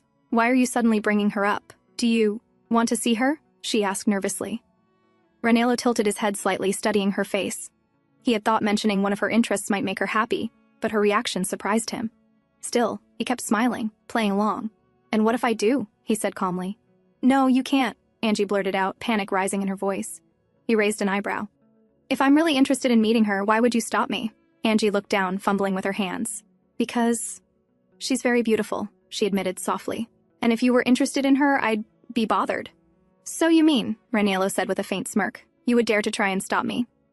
Angie flinched, shaking her head quickly. No, of course not. If you want to see her, you can, but... She hesitated. But what? He pressed, his tone teasing now. You want to monopolize me? No, how could I dare? Angie stammered, her face pale with worry. Well, that's not too bad, Raniello said suddenly, smiling wider. Go on. What? She stuttered, looking at him in shock. He leaned closer, gently patting her head. Angie, I said go on. Hesitantly, she finally spoke. Then, during this expedition, I hope you won't pay any attention to the Saintess. Raniello's smile lingered as he looked at her. All right, he said simply. Earlier, he had been wondering what kind of gift he could give her. But it turned out, granting this wish, something only he could do, was more than enough. About 10 days later, the monster hunting troops set out. Raniello rode his horse at the front, while he insisted that Angie travel in a carriage. Angie brought Suzanne and Sylvia with her. If she ever needed to run away, she would need people around her. Susanne was her trusted maid, while Sylvia's reputation had fallen since the last hunting festival. Even if Sylvia discovered her plan, no one would believe her. After 3 days of traveling, they finally reached the mountains. As soon as the carriage stopped, Raniello appeared, offering his hand to help her down. "You like beautiful things, right?" he asked. Surprised, it took Angie a moment to respond. "Yes, of course," she said softly. He smiled, taking her hand. "Then let's go," he said, leading her away. They walked for about 20 minutes until they reached a secluded area. Raniello turned slightly toward her. "You like sparkling things too, don't you?" he asked, still smiling. Angie gasped as she looked around. The place shimmered in the moonlight. It was as if they had stepped into a dream. Everything around them sparkled. "If you like it, then smile, Angie," Raniello said, a faint blush rising on his face. The man before her was known as the agent of God and the demon of the battlefield. He believed every human was beneath him, caring only for his own desires. And yet here he was, trying to make her smile. Angie's heart began to race. "Does this mean I'm special?" she asked quietly. "You are special," Raniello said. "I remember when you're troubled, when you cry, and when you're afraid. I remember all of it. But I don't know what you look like when you smile. It's rare to see you smile freely." His answer caught her off guard. He wanted to see her smile. "You seem pleased," Raniello said, watching her closely. "But you're still not smiling?" The sky above them glittered, with countless stars that looked ready to fall like rain. The flowers around them swayed with the faintest breeze. It all felt like a dream. Overwhelmed by emotion, Angie reached out and wrapped her arms around his neck. Raniello didn't pull away. Instead, he leaned in, capturing her lips in a kiss. Startled, she didn't resist, as if she were under some spell. When they parted, Raniello whispered, "Angie." Before she could respond, he gently pushed her down onto the bed of flowers. Leaning closer, he called her name again and again, softly, like a prayer. Angie looked up into his eyes. If this man wanted something, he could take it by force. He didn't need to call her name so tenderly. He had brought her here just to see her smile, as if her feelings actually mattered. That thought filled her with an emotion she couldn't name. Caught in that moment, she reached up and kissed him first, this time surprising him. When their lips parted, Raniello looked down at her. "Angie, what else do you like?" he asked, brushing her cheek. "Peace," she answered honestly. "I like peace." Raniello chuckled. "Well, peace is boring," he said softly, lazily pulling at her dress as his hand slipped beneath the fabric. "Maybe I'm too simple, or too sly," Angie thought, breathless beneath her husband. "But maybe it's fine to be like this." When they finally reached the region near the Temple of Tunya, the village felt desolate. People peeked nervously from behind windows but didn't dare step outside despite the grand procession. Their fear of Actilus was obvious. At the temple gates, the archbishop greeted them with a polite smile, but Raniello replied coldly, "Skip the formalities. I shall feed my knights. You only need to offer us a place to sleep." His tone was sharp, but Angie understood. The temple was struggling financially, and providing for so many soldiers would have been a burden. Even if his words sounded harsh, they were practical. Raniello then turned to her. "I have a meeting with the captain of the Holy Order. Would you like to join me?" Angie laughed nervously. No, it's fine. I'll wait and see you at supper," she said. Raniello smiled faintly and patted her head. "What a pity," he said before turning away. "Well then, I'll see you later, my empress." "A pity," Angie murmured after he left. Now she had to admit, Raniello had changed. The once violent man seemed to truly like her. But she couldn't forget what was coming. Once he met the Saintess, Serafina, everything might change again. She needed to stay cautious. Her life was still at stake. She'd even told Suzanne to bring a bag of money, just in case she had to run away, but she hoped it wouldn't come to that. She hadn't yet figured out where to go. As she was deep in thought, someone suddenly grabbed her hand and covered her mouth. Angie froze, but then a familiar voice whispered, "Don't make a sound." It was Eden. He quickly let her go, and as she turned around, he apologized. "I'm sorry for grabbing you so suddenly." Angie, however, was relieved to finally see him. "Actually, I was looking for you," she said quickly. "Where is Serafina? Will we run into her during the expedition?" She needed to know the Saintess's whereabouts as soon as possible. Eden shook his head. "No, that won't happen. I made some changes. I don't want the original story to start too early either. So I suggested to the Archbishop that we send the Saintess out to visit the citizens. Her prayers will give them hope." "That's a good idea," Angie said, genuinely impressed. "You're smarter than I expected." Eden smiled faintly. "Did you find anything in the Imperial Library?" "No, nothing," Angie said, shaking her head. "There's not a single thing about souls coming from another world." "Then the abandoned sanctuary library is our only option now," Eden murmured. Angie doubted they'd find anything there either, but she didn't want to discourage him. "So," Eden asked, "are you going to stay here, or will you go with the expedition?" "Oh, I'll go with the expedition," Angie replied anxiously. I believe that's what the Emperor wants. Then, glancing around to make sure no one was nearby, she leaned closer and whispered, Eden? This might sound strange, but I think he likes me. Eden blinked, then nodded calmly. I already know that. What? You already know? Angie asked, shocked. Eden sighed. Well, when I saw you two in the garden that time, he looked like a man who wanted to brag about being your husband. Angie looked down. A lot of things are different from the original story, and that makes me nervous. I understand, Eden said, but if things really do change completely, if he doesn't seem interested in Serafina at all, will you stay here then? The question caught her off guard. She hadn't even considered that possibility until now. I think that's enough of an answer, Eden said, seeing her hesitation. Do you think I want to stay here? Angie asked, confused. Eden took her hands gently. Look, I understand if you do. For you, this world might be better than your original one. I'm not criticizing you, believe me. Angie nodded slowly. Even if I decide to stay here, I'll still help you find a way home, she said earnestly. Eden sighed. Then let's not prolong this meeting. We should split up now before anyone notices. That evening, during supper, Angie's mind kept returning to Eden's question. She had to assume that what he said wouldn't happen. That was the safer way to think. After all, this was Raniello she was dealing with. He could get bored of her at any moment. And even if she managed to handle the situation with Serafina, would that really be enough? Perhaps, if she had the answers to those questions, she might have been able to answer Eden earlier. After supper, Angie went to her assigned room.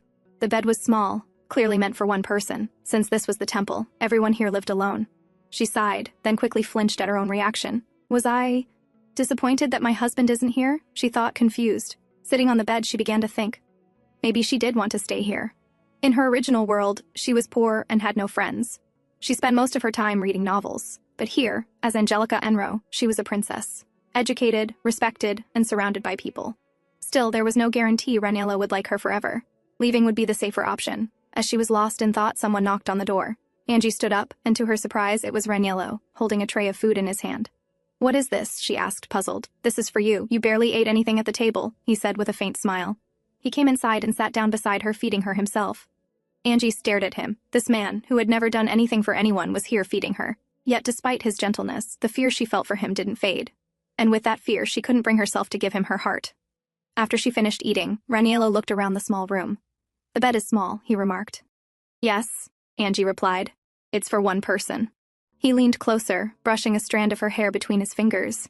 That's exactly what I'm complaining about, he said softly. Angie's heartbeat quickened at the closeness. His hand moved from her hair to her cheek, gently caressing her skin. Her heart pounded so fast it felt like it might burst. Unable to take it anymore, she instinctively pushed him away.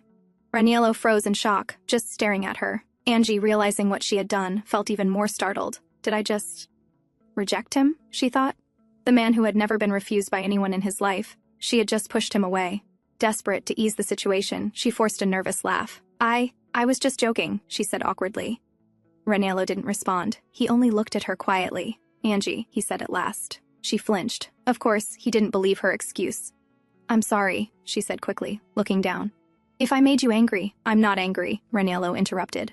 What? Angie looked up slowly. He leaned forward and pulled her into his arms, holding her tightly. I said I'm not angry, he repeated, hiding her face against his chest. So don't cry, and don't be scared. His voice was soft, reassuring. He truly didn't want her to be afraid of him anymore. As she stayed in his embrace, Angie could hear his heartbeat, steady and calm. And somehow she felt he really wasn't angry. The journey must be tiring, Raniello said quietly, lifting her into his arms. Go to sleep. Angie blinked slowly, her eyes growing heavy, and before she realized it, she drifted into sleep. That night, Angie had a dream. A woman appeared before her, carrying a covered dish. Angie took it and lifted the lid, only to find a severed head inside. Terrified, she pushed it away, and the head rolled to someone's feet. It was Raniello. He stood there laughing like a madman. Suddenly, the head spoke. Will you still stay here? Is this enough for you to decide? Angie froze. It was Eden's voice. She stumbled back, horrified. But before she could move further, the woman behind her caught her by the arms. Angie turned and saw her face. It was the Saintess of Tunya. Before she could react, Raniello appeared behind her and drove a blade slowly through her back. She turned to look at him. He was still laughing, calling her his winter prey. Angie gasped, choking, her vision fading. Just before everything went black, she saw Serafina mouthing something, but she couldn't hear the words. When she opened her eyes again, Raniello was hovering over her, calling her name. That's when she realized it had been a nightmare. Later, she noticed the red marks around her neck. It made sense now. Raniello had been holding her hand because she'd tried to choke herself in her sleep. But she had no time to dwell on it. Today they were heading to the old sanctuary. She needed to forget that dream and focus. The archbishop informed her that they would reach the sanctuary by evening. It's close to the border, he explained. Currently, it's infested with monsters. You want to reclaim it? Angie asked. Yes, the archbishop replied. It will raise the morale of our people. The idea actually came from one of our youngest holy knights. Angie immediately realized he was talking about Eden. Of course, he had his own reasons for suggesting it, but that worked in her favor too. As they spoke, Raniello entered. Empress, do you think you can travel? He asked, his tone showing genuine concern. Angie understood. He was asking because of her nightmare last night. She turned to the archbishop. How long will it take to reach there? We'll arrive today, the archbishop said. But the expedition itself will last around 2 weeks. Angie thought quickly. If Raniello and his men went deeper into the mountains to fight the monsters, she could stay behind and visit the reclaimed sanctuary later, without worrying about him. I'll stay here to rest, Your Majesty, she said calmly. If I go, I'll only get in your way. Raniello raised a brow. So you think you'd slow me down? Panicking, Angie grabbed his hand. No, that's not what I mean. I just want this to end quickly so we can return home, to Actilus. Raniello paused, as if he'd heard something unexpected. Then he turned away. I'll be back as soon as possible, he said before leaving. After he was gone, Angie turned to the archbishop. May I enter the sanctuary once it's reclaimed? I'm interested in learning more about the God of Mercy, she said hopefully. The archbishop hesitated but finally nodded. Of course. Meanwhile, Raniello rode ahead with his troops. Behind his soldiers marched the holy knights, among them Eden. He glanced at the emperor, who looked visibly displeased. Is it because the empress didn't come along? He wondered. It was hard to believe, but Raniello's mood seemed entirely affected by her absence. It amazed Eden. The cold, merciless man from the original story, tamed by Angie? He could hardly believe it. But when they reached the border, the monsters attacked. Raniello, leading at the front, tore through them effortlessly, slaying each one as if it were nothing. Eden and the other knights could only watch, stunned. Is he even human? Perhaps he made his judgment too early. He was exactly as the novel described him to be, Eden thought. Then one of the monsters, half dead, began to move again. Did he miss? Eden wondered. But Raniello, standing ahead, chuckled darkly. His smile was cold, inhuman. Advance, he ordered. The army obeyed, marching forward. The horses trampled over the still-living monsters, crushing them beneath their hooves. Eden finally understood. Raniello had left them half alive on purpose, just to make their deaths more brutal. This was the true Raniello, Actilus, the agent of Actilus, the demon emperor. And as he moved farther and farther away from Angelica, something dark within him began to awaken again. When they reached the old sanctuary, they found the area surrounded by countless monster eggs. That must be why their scouts were so close by, Raniello smirked. Then he turned to the holy knights. Have you ever seen a baby monster being born in front of your eyes? The knights hesitated, startled by the question. No, sir, one of them finally replied. Raniello laughed, tightening his grip on his sword. Well, you'll witness it today. With that, the battle began. The monsters lunged from every direction, and the air filled with the sound of clashing steel. Kill every one of them, but do not touch the eggs, Raniello ordered. The knights obeyed, cutting down the creatures without mercy. Eden flinched at the sight. First, Raniello had ordered them to slaughter the monsters ruthlessly, and now he wanted the eggs preserved. It was sickening. Is he out of his mind? Eden thought, disgust rising in his chest. One of the holy knights approached the emperor. Your Majesty, why are we trying to hatch the eggs? Wouldn't it be easier to destroy them now? Raniello smirked. But that's no fun, he replied flatly. Before anyone could respond, another knight ran up, panting. Your Majesty! One of the eggs hatched, but he hesitated before continuing. It didn't attack us. If I may add, I think it sees us as its mother. Raniello's smirk widened. Good. Now things are getting interesting. He turned to his soldiers. Take turns guarding them until all the eggs hatch. The knights exchanged uneasy glances. One of them finally spoke up. But, Your Majesty, if they all hatch and see us as their mother, they'll soon need to eat. Raniello laughed. Right. The newborns must be hungry, then feed them. Everyone froze at his words. The meaning behind them was clear. Eden felt his stomach twist. Who's the real monster here? He thought bitterly. Later, it was Eden's turn to guard the hatching eggs. The sight disgusted him. He had never imagined he'd witness something so horrifying. Trying to distract himself, he decided to look around the sanctuary. The library he found was smaller than he expected. As he walked deeper inside, something caught his attention, a stone door at the far end.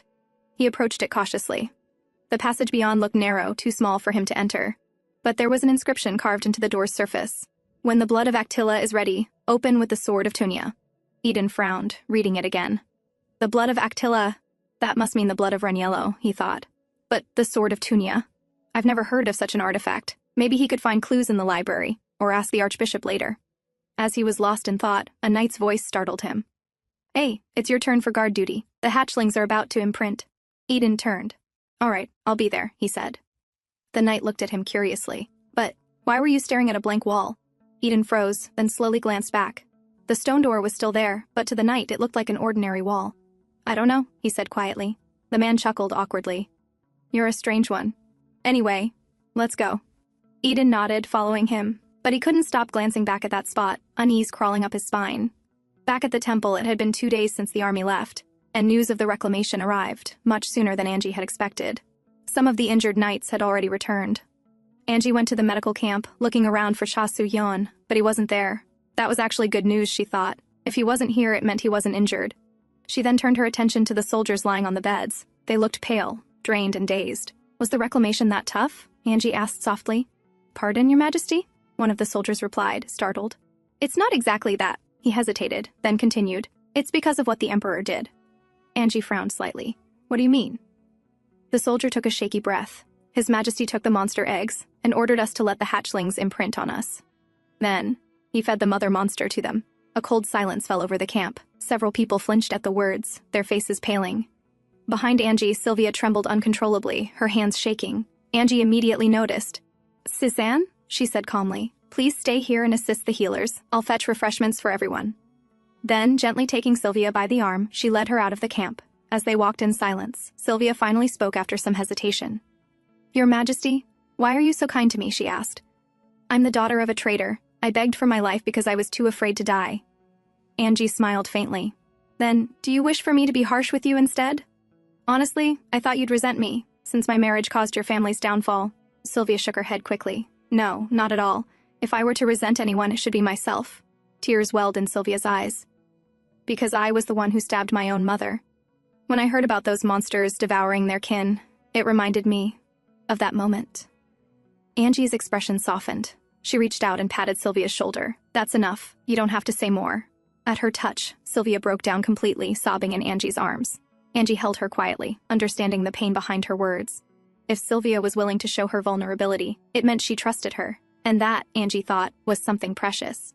When Sylvia finally calmed down, Angie spoke softly. I'm sorry about His Majesty's cruel ideas. Sylvia shook her head. It's not your fault. I'm sure he does these things for his own amusement. But... She hesitated, then continued. I think His Majesty cares about you. Angie blinked, surprised. You think so? Sylvia nodded firmly. As one of the former candidates for his bride, I studied everything about him, and I've only ever seen him act considerate when it comes to you. Her tone suddenly darkened. Otherwise, he's the cruelest man I've ever seen. I've never met anyone like him. Angie's chest tightened. She grabbed Sylvia's shoulders and said firmly, Stop, Sylvia. Don't continue that thought. Don't dream of what you can't accomplish. Sylvia froze for a moment, then nodded weakly. I understand, Your Majesty. Angie let out a quiet sigh. I trust you won't do anything that will trouble me. I won't, Sylvia replied softly. Angie looked at her silently. She knew Sylvia harbored resentment toward Raniello, but revenge against him was impossible. If she ever tried, she'd only end up dead. The following day, Angie visited the reclaimed sanctuary with the Archbishop.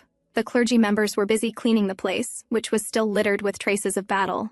Just looking at the site, Angie could tell how brutal the fight must have been. It seems to be in rough shape, she said, climbing down from her horse.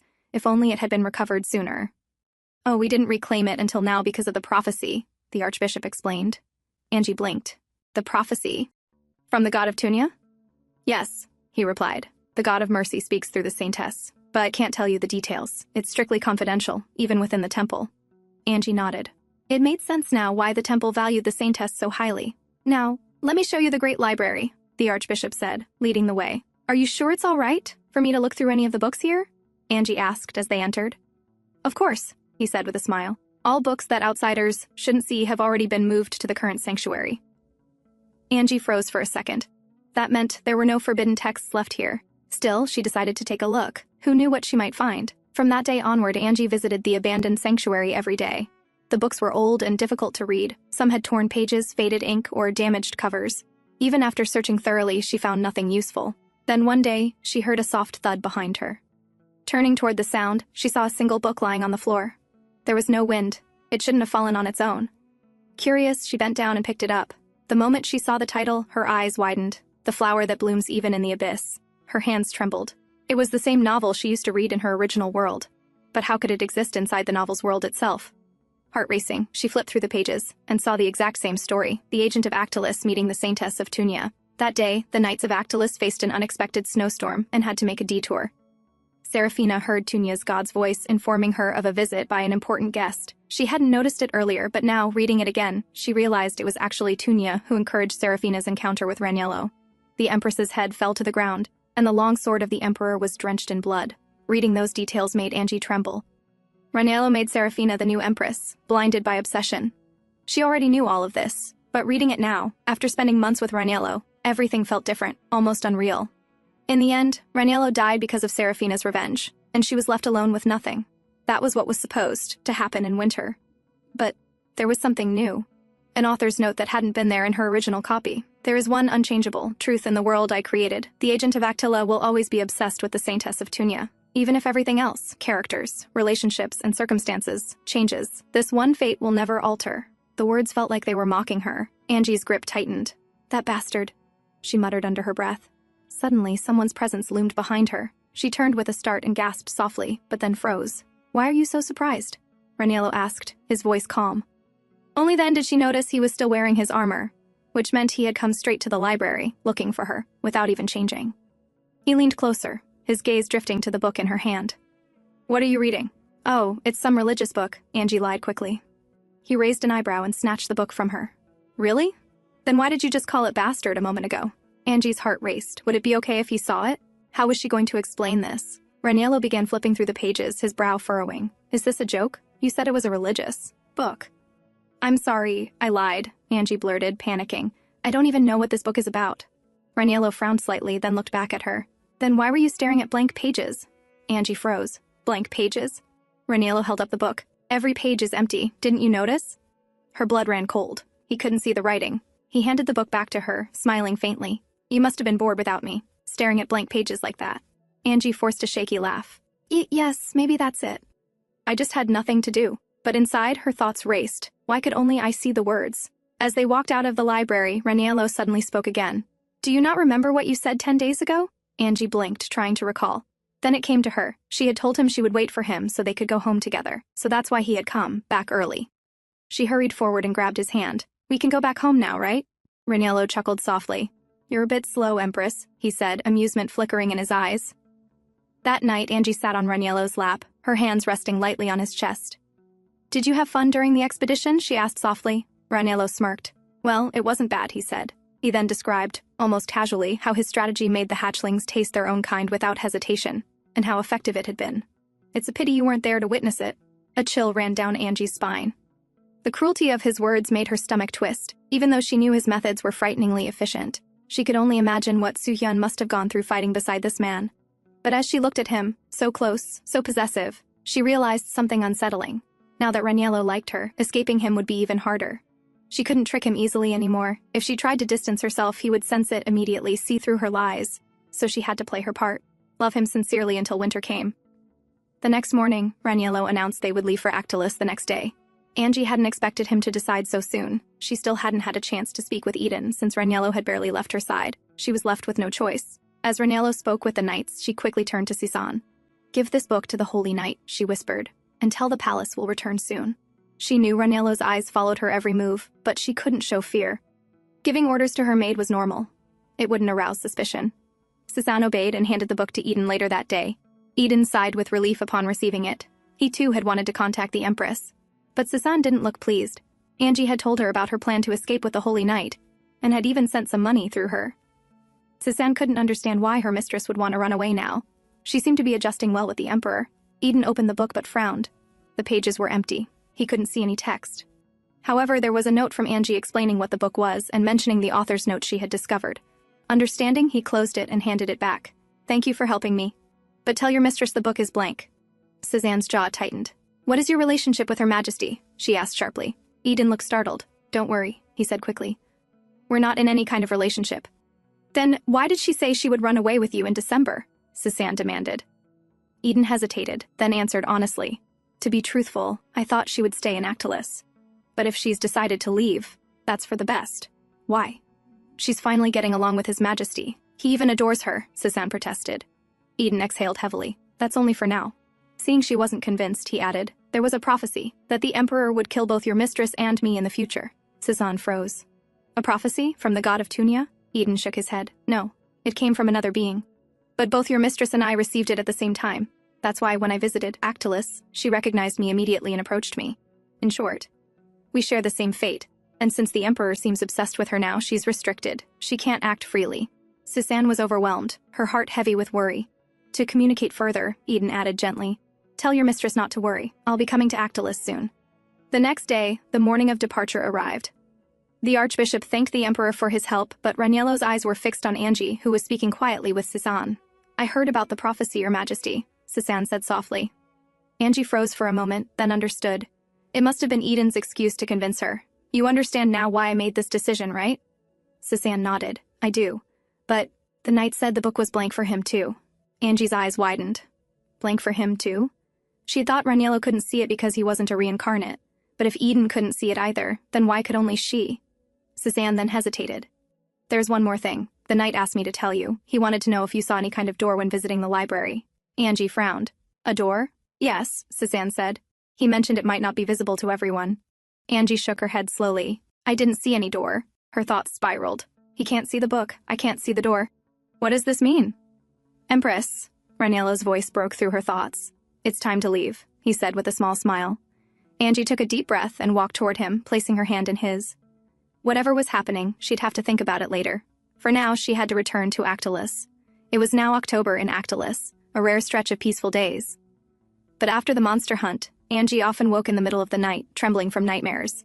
Each time, Raniello was there, gently shaking her awake. What did you dream about? He would ask quietly. But she lied to him every time. I don't know, she would whisper, tears streaming down her cheeks.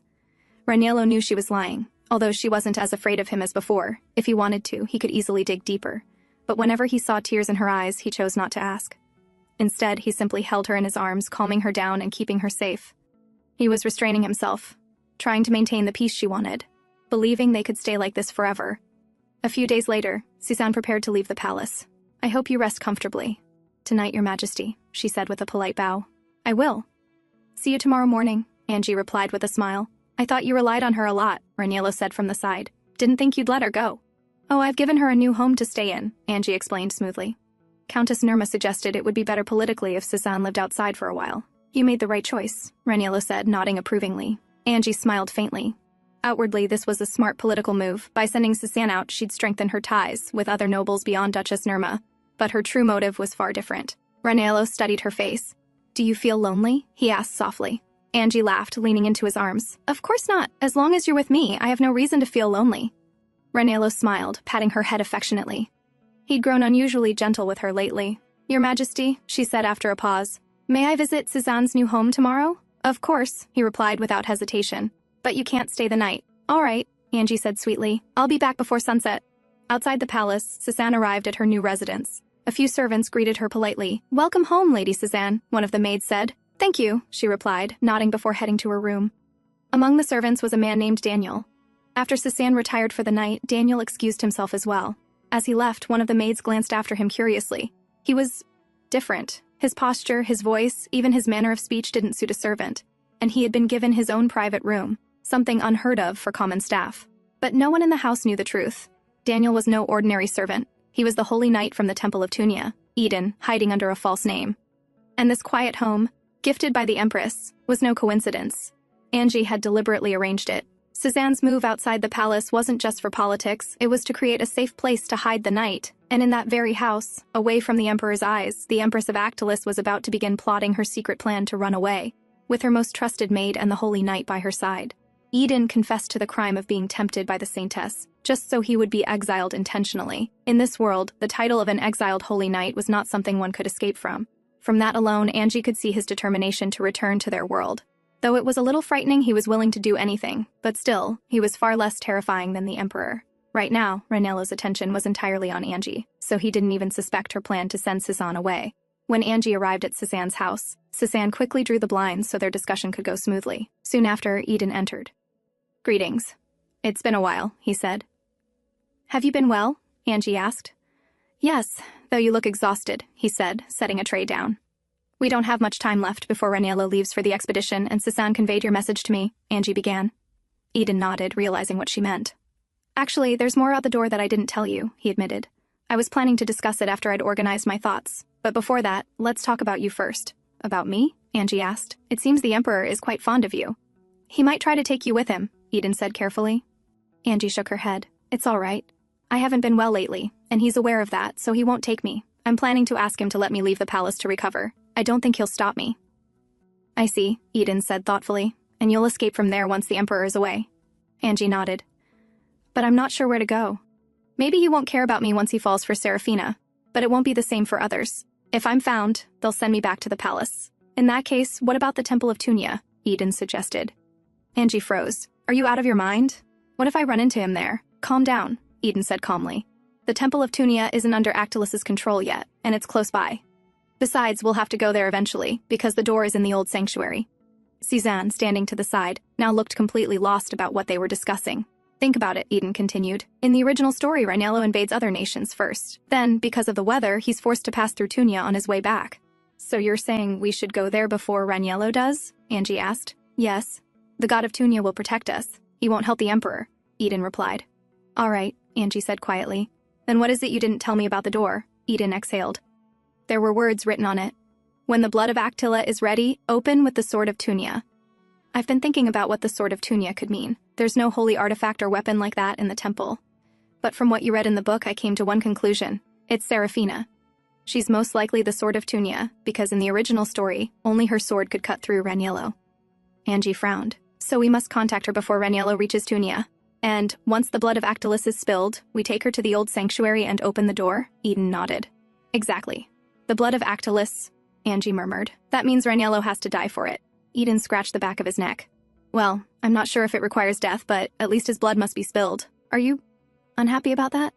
Angie hesitated, no words coming out. She would be lying if she said that it didn't bother her, and Raniello was the god of Actilus. Unlike Tunia, there was no divine being there. He was the god himself. Finally, she said quietly, no. What matters is my life. I won't let my judgment be affected. Eden gave her a long look. She was a bad liar. You love him, don't you? Angie's lips curved faintly. Is it that obvious? He sighed. Since it's obvious to you, it must be obvious to him too, Angie continued. To avoid suspicion, I have to love him sincerely. I must call this place my home and act like I belong. But don't worry. In the end, my life is more important than anything. Eden watched her for a moment before sighing. We'll see if that love is just necessity, or an excuse to protect yourself. Eden? Angie asked suddenly. You're from a rich family, aren't you? He blinked. Why do you ask? To you, this world must feel inferior to your original one, she said quietly. Maybe that's why you're so determined to return. She turned toward the door, pausing for a moment before glancing back. So when I get conflicted, keep this in mind. Perhaps a rosy future is waiting for you there, but that's not the case for me. Time was passing quickly. In about a month and a half, if everything went according to the novel, Raniello would leave for his expedition, with the first stop being the Somvinia kingdom. So Angie decided to study the routes in advance. Why are you looking at that? Sylvia asked from the side, puzzled. I want to study the map, that's all, Angie replied with a small smile. Sylvia still found it strange, but before she could question further, Raniello walked in. You two seem to be getting close. What were you talking about? He asked. Angie quickly stood to greet him. Oh, nothing. I was just studying the map. Map? Why? Raniello asked, genuinely curious. I wanted to be a bit more informed about the current events, she answered carefully. Oh, is that so? Raniello said, seating her back down. Then why don't you tell me your thoughts? Angie steadied herself and began. This road connects Somvinia to Actilus. If we station our soldiers here, we can set up our base. But winter will make it difficult. Nobody starts a war in winter, so their guard will be down. If we break through their walls, we can take over quickly. Actilus soldiers are stronger and better at enduring harsh weather, so we can use that advantage to push forward. Raniello listened intently, then laughed. That's why we've been recording weather changes for the past years. If this year follows the same pattern, victory will be ours. Angie clenched her hands softly. She knew, according to the original novel, that this year would bring harsher weather than usual. But how do you know so much? Raniello asked, surprised. Oh, it's just... I wanted to understand what you were thinking, so I studied a little, she replied nervously. Raniello, excited, leaned forward. Then let me show you my destinations. When will you be leaving? Angie asked. Early December. So, you'll be busy soon, she murmured sadly. You don't want me to go? He asked. Oh no, it's not that, Angie said quickly. Then she wrapped her arms around his waist. I'll be fine. Just come home soon. I'd like to take you with me, though, Raniello added. She shook her head. You know how it was for me last time. I don't think it's a good idea for me to come. Raniello nodded. As expected, he didn't question her further. Later, in late spring, Duchess Nirma announced her pregnancy. The maids congratulated her warmly. When Raniello walked into the chamber, he overheard them. You're pregnant? He asked. Yes, Duchess Nirma received good news, Angie said gently. I see, he murmured. After everyone left, Raniello lay down on Angie's lap. Why was everyone acting so dramatic? He sighed. Duchess Nirma has been trying since the beginning of spring. It's normal to be happy when one's efforts finally pay off, Angie explained. He looked up at her. Do you also want a child? His sudden question startled her. No, Your Majesty, she answered after a pause. He sat up laughing. Well, if you do want one someday, you'll have to bear many children. Because of Actilus's test? Angie asked nervously. That's correct, he confirmed. Actilus' custom demanded that children fight each other to determine the next heir. Raniello had done the same at 13. Then only one child I bear will survive. But what if my child takes your life too, just like you did to your father? Angie whispered. Raniello's sharp gaze snapped toward her. He leaned over her, pushing her gently onto the bed. Unfortunately, no one can kill me. This is Actilus. The weak must perish, even if they're my children, he said with a soft smile that contrasted the coldness of his words. Angie's breath trembled. Then what about me? She asked quietly. I'm weak too. Do I also deserve to perish? Raniello's smile faded. You are mine, he said softly. So it is my right to decide whether you live or die. Then his lips curved into a dangerous smile. And if anyone dared to take your life, they would pay for their arrogance. He finished, untying his bow, his fingers gathering her dress. Angie smiled faintly. All right, as you wish. As he pulled her into his arms and kissed her deeply, a disturbing thought flickered through him. If he broke her now, would he ever be able to hold her like this again? The uncertainty made him restless. On the other side of the palace, the maids who stepped out were murmuring excitedly. To them, the emperor and empress seemed deeply in love. His Majesty was visiting the empress palace every day, after all. But behind them, Sylvia's mind was racing with entirely different questions. Now that the emperor was in the empress's chambers, he would not leave until morning. This was her one chance to investigate the things she had been doubting for weeks. Ever since Angie's head lady-in-waiting suddenly moved out of the palace, Sylvia had found it strange. Even though the empress had successfully convinced others, Sylvia still found the situation suspicious. So late at night, taking advantage of the emperor's absence, she headed straight to Suzanne's new house. She looked up. A single room still had its lights on, even at this late hour. Through the window, she saw a man sliding the covers aside and revealing his face. Suzanne's eyes widened behind the window frame. Even though his clothing and hairstyle had changed, she recognized him instantly. A holy knight of Tunia. What was he doing there? Inside, Eden, who had unknowingly shown himself, swiftly covered the window and ran to Suzanne's room. Your colleague is outside the house, he said the moment she opened the door. What do you mean? Suzanne asked, alarmed. I don't know her name, but I've seen her in the palace. If she sees us together, this could create a problem, Eden said, clearly annoyed with himself. With no choice left, Suzanne and Eden stepped outside. And there stood Sylvia. Suzanne immediately pulled her inside the house. I knew something was suspicious. But what are you doing here? She demanded, turning to Eden. Both Suzanne and Eden froze. Neither knew how to handle this. Aren't you two going to say anything? Sylvia asked coldly. What do you want? Eden asked. Tell me what you're planning.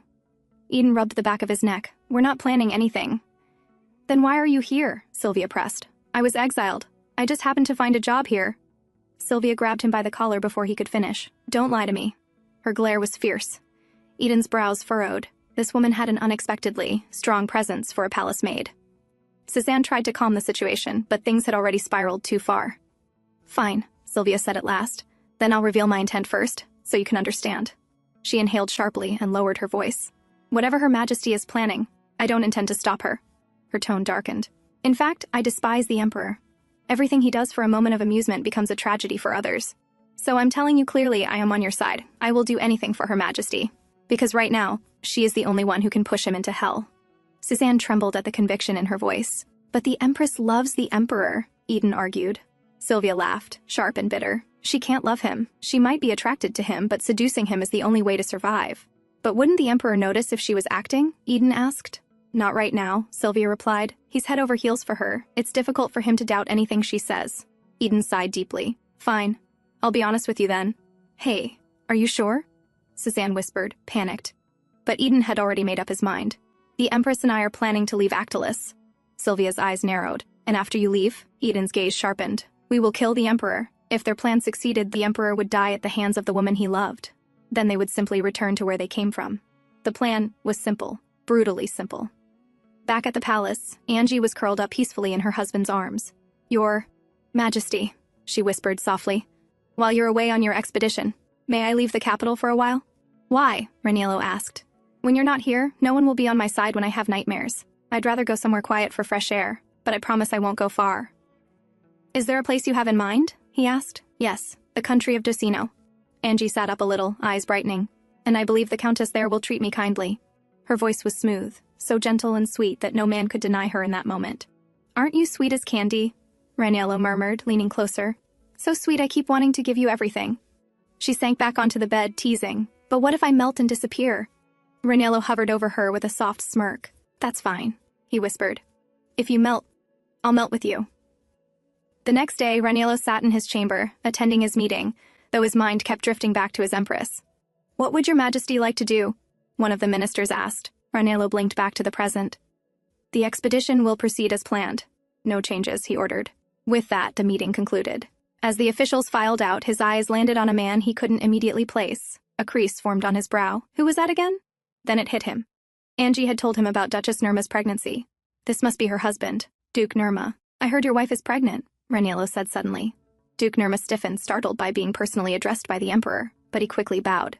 "Yes, your majesty. She is." "Are you happy?" Raniello asked. "Do you love your wife?" The duke smiled softly. "Yes, I am happy, and I love my wife."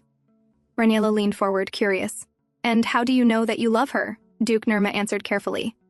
"When I treat her differently, when she becomes exceptional to me. And love makes one accept things they otherwise would not welcome." Raniello's lips curved faintly. "So that makes me exceptional too?" "That's pleasant to hear." Meanwhile, Angie continued her training. Soon she would leave for her trip.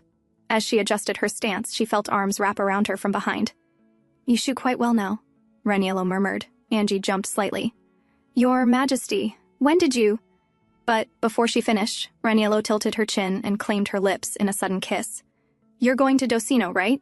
he asked, smoothing her hair. "Will you be all right without me?" Angie nodded quickly. "There are no mountains this time, unlike the last expedition. I'll be fine. I should send more people with you," he insisted, "so you can stay comfortable." Angie shook her head. "No, then I'll be uncomfortable. I'm going to rest, so I'll take only the people I trust, and a servant to carry the luggage. I think I'll have fewer nightmares with familiar faces." She knew Raniello would send someone to watch her, but it would be fine as long as they weren't right by her side. The weather grew colder. Actilus soldiers armed themselves, preparing for the emperor's campaign. By then, Angie also finished her preparations for her trip to Docino, scheduled before the army's departure. "Then I'll be off now," Angie said, as her carriage was prepared. Raniello nodded. "All right, I'll see you soon, once everything is over." Angie stepped inside the carriage, waving goodbye as it pulled away. Raniello remained standing there for a long moment, watching the carriage grow smaller in the distance. Then he turned back, determined to conquer Samvinia as quickly as possible, so he could return to his wife. Upon arriving in the country of Docino, the countess there welcomed Angie warmly. Countess Docino had long been trapped in an unhappy marriage. Her husband had cheated on her, her son had gone overseas to escape their constant fights, and if not for the emerald mine she inherited from her father, she might have been banished long ago. So for her, the Empress's visit was an opportunity for redemption, determined not to annoy or irritate the Empress. Duchess Docino made sure to take extra care of her. During dinner, her gaze instantly recognized the maid at Angie's side, but the man beside them, she had never seen before. Handsome, calm, unreadable. Beside his name, Daniel, nothing else was known. He must have earned the Empress's trust to accompany her here. As she studied him, his eyes suddenly met hers. Flustered, she looked away, yet somehow her gaze kept drifting back to him. The man, surprised at first, gave her a faint smile, and that smile was even harder to ignore. Duchess Docino's cheeks warmed, and as the dinner continued, their eyes kept meeting. Her blush only deepened. But this reaction was expected. Duchess Docino had been living in loneliness ever since her husband's affair began. So according to their plan, she would naturally be the one most willing to fall for a young man's quiet, intentional seduction. Late that night, inside Duchess Docino's chamber, her voice drifted in a low whisper. "So, was it Daniel? Your name?" Her fingers traced along a man's solid chest. Beneath her, Eden lay on the bed, looking up at her calmly. "I noticed you were looking at me during dinner," she added, her voice soft but tinged with suspicion. "Were you planning this from the beginning?" Eden's lips curved faintly. "Aren't you the one who called me into your room?" he replied. Duchess Docino leaned over him, her face slowly descending toward him. "It doesn't matter now, does it?" she murmured, closing the distance between them. Much later, exhausted from their entangled night, the Duchess fell asleep in a deep slumber. Eden, however, quietly rose from the bed and began searching through her drawers. After a few moments, he finally found what he came for: the keyring to Duchess Docino's mansion. By morning, Duchess Docino discovered her keys were missing. She searched the entire chamber, growing increasingly frantic. Her first suspicion immediately fell on the young man she had spent the night with. Just as she was about to storm out in anger, Angie approached with her maid beside her. "Oh, Duchess Docino, I was looking for you," Angie said gently. The Duchess turned and froze when Angie lifted her hand, revealing the keyring she had been searching for. "Why does the Empress have it?" The Duchess blinked, bewildered, but before she could ask anything, Angie explained with a calm smile. "I found it yesterday when you took off your coat. I didn't want to embarrass you in front of the servants for such a small mistake, so I kept it with me for the moment. I'm returning it now." Duchess Docino remembered losing it, but still, why would the Empress ever steal something? Relief washed over her, and she thanked Angie sincerely. Angie smiled back. Her plan was progressing exactly as intended. They had chosen Docino for 2 reasons. First, traveling from here made it possible to reach Tunia without crossing the mountains. Second, Duchess Docino's limited authority and desperate desire to please the Empress made her easy to guide. During the tea, Angie sighed lightly. "This place is lovely, but I feel a bit uncomfortable having so many unfamiliar people around me," she said. Duchess Docino's face drained of color. "You were uncomfortable all this time?" she asked, horrified. Angie quickly shook her head. "Oh, I'm not blaming you, it's just...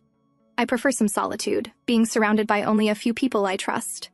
Duchess Docino suddenly stood from her seat, eager. "Then, I have a very quiet vacation home you might enjoy." "Oh, really?" Angie asked with a bright smile. A perfect reaction. The bait had been taken effortlessly. This had all been planned.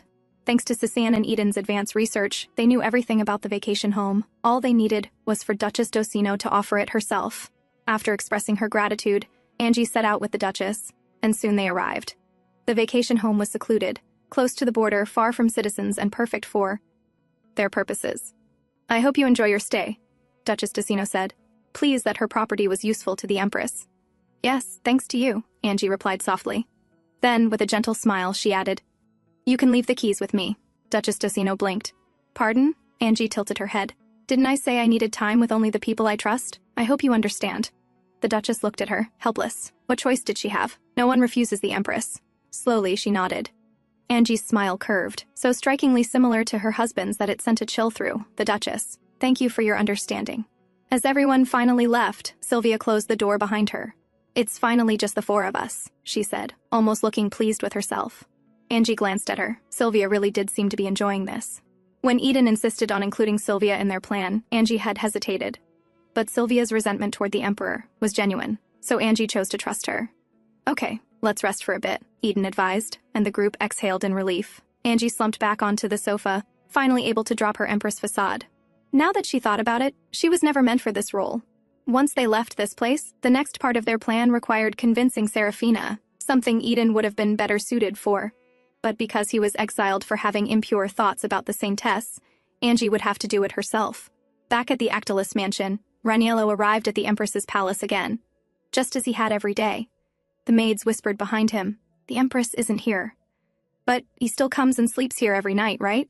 As expected, the room was empty. He knew she wasn't here, yet he kept returning anyway. Meanwhile, at the vacation home, Angie turned to Cézanne. "Cézanne, I need to ask something before we leave tonight." "Yes, my lady." "Anything," Cézanne replied. "Please bring me a pen and paper." "I'm going to write one last letter," Angie said, with a small smile. She began writing, "I have arrived safely at Docino County, Your Majesty. Everyone here treats me very comfortably. Perhaps because of the change in weather, I'm not having nightmares recently. I hope I will recover soon, and when your expedition is over, I want to begin my training again to prepare for the winter hunt. I will become the best winter prey for you, Your Majesty." Raniello read the letter with a faint smile. He was heading toward the Samvinia Mountains and decided that on his way back, he would visit his wife before returning to the capital. Back at the vacation home, the 4 of them divided into 2 teams. Eden and Angie would cross the gate after sunset. Angie packed her belongings while anxiety pricked her chest. Eden had stolen the gate pass from Duchess Docino earlier. But what if someone recognized her? Cézanne placed her hand over Angie's trembling ones. "Everything will be all right. I'll meet you again in Tunia," she assured. Angie hugged her tightly, grateful, and regretful that she never told Cézanne she wasn't the Angelica she adored. At night, Eden and Angie prepared their horses. Cézanne and Sylvia stood by, reassuring her. With their encouragement, Angie mounted her horse. If everything went well, she would never see them again. As they approached the gate, anxiety clawed at her, but Eden remained calm. Angie felt sick. "Throw up after we get through the gate," Eden muttered. Raniello was bad, but this man wasn't much better, Angie thought bitterly.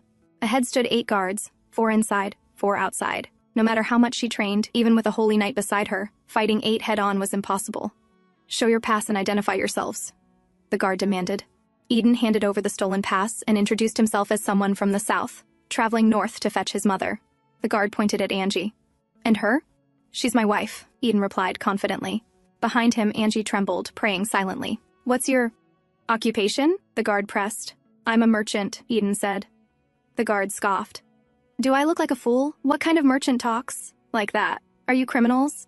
Angie noticed something odd. Even though he was suspicious, he wasn't calling the other guards or raising an alarm. That meant, "Honey," she cut in softly.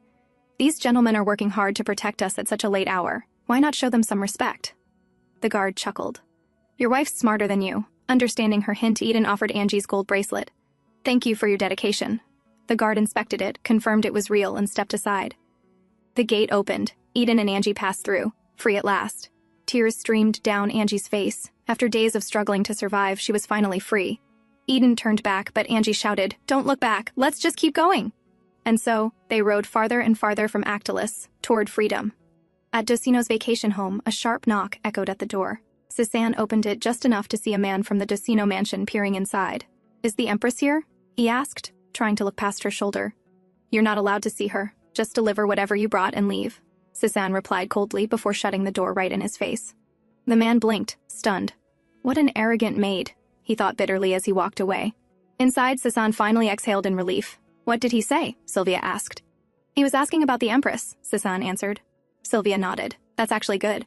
If he's checking on her, it means the Empress really escaped without getting caught." Cézanne and Sylvia had already decided to stay for another week to create a solid alibi for the Empress. When they left after that week, Docino would think the Empress had only just departed, never guessing that she had already escaped days earlier.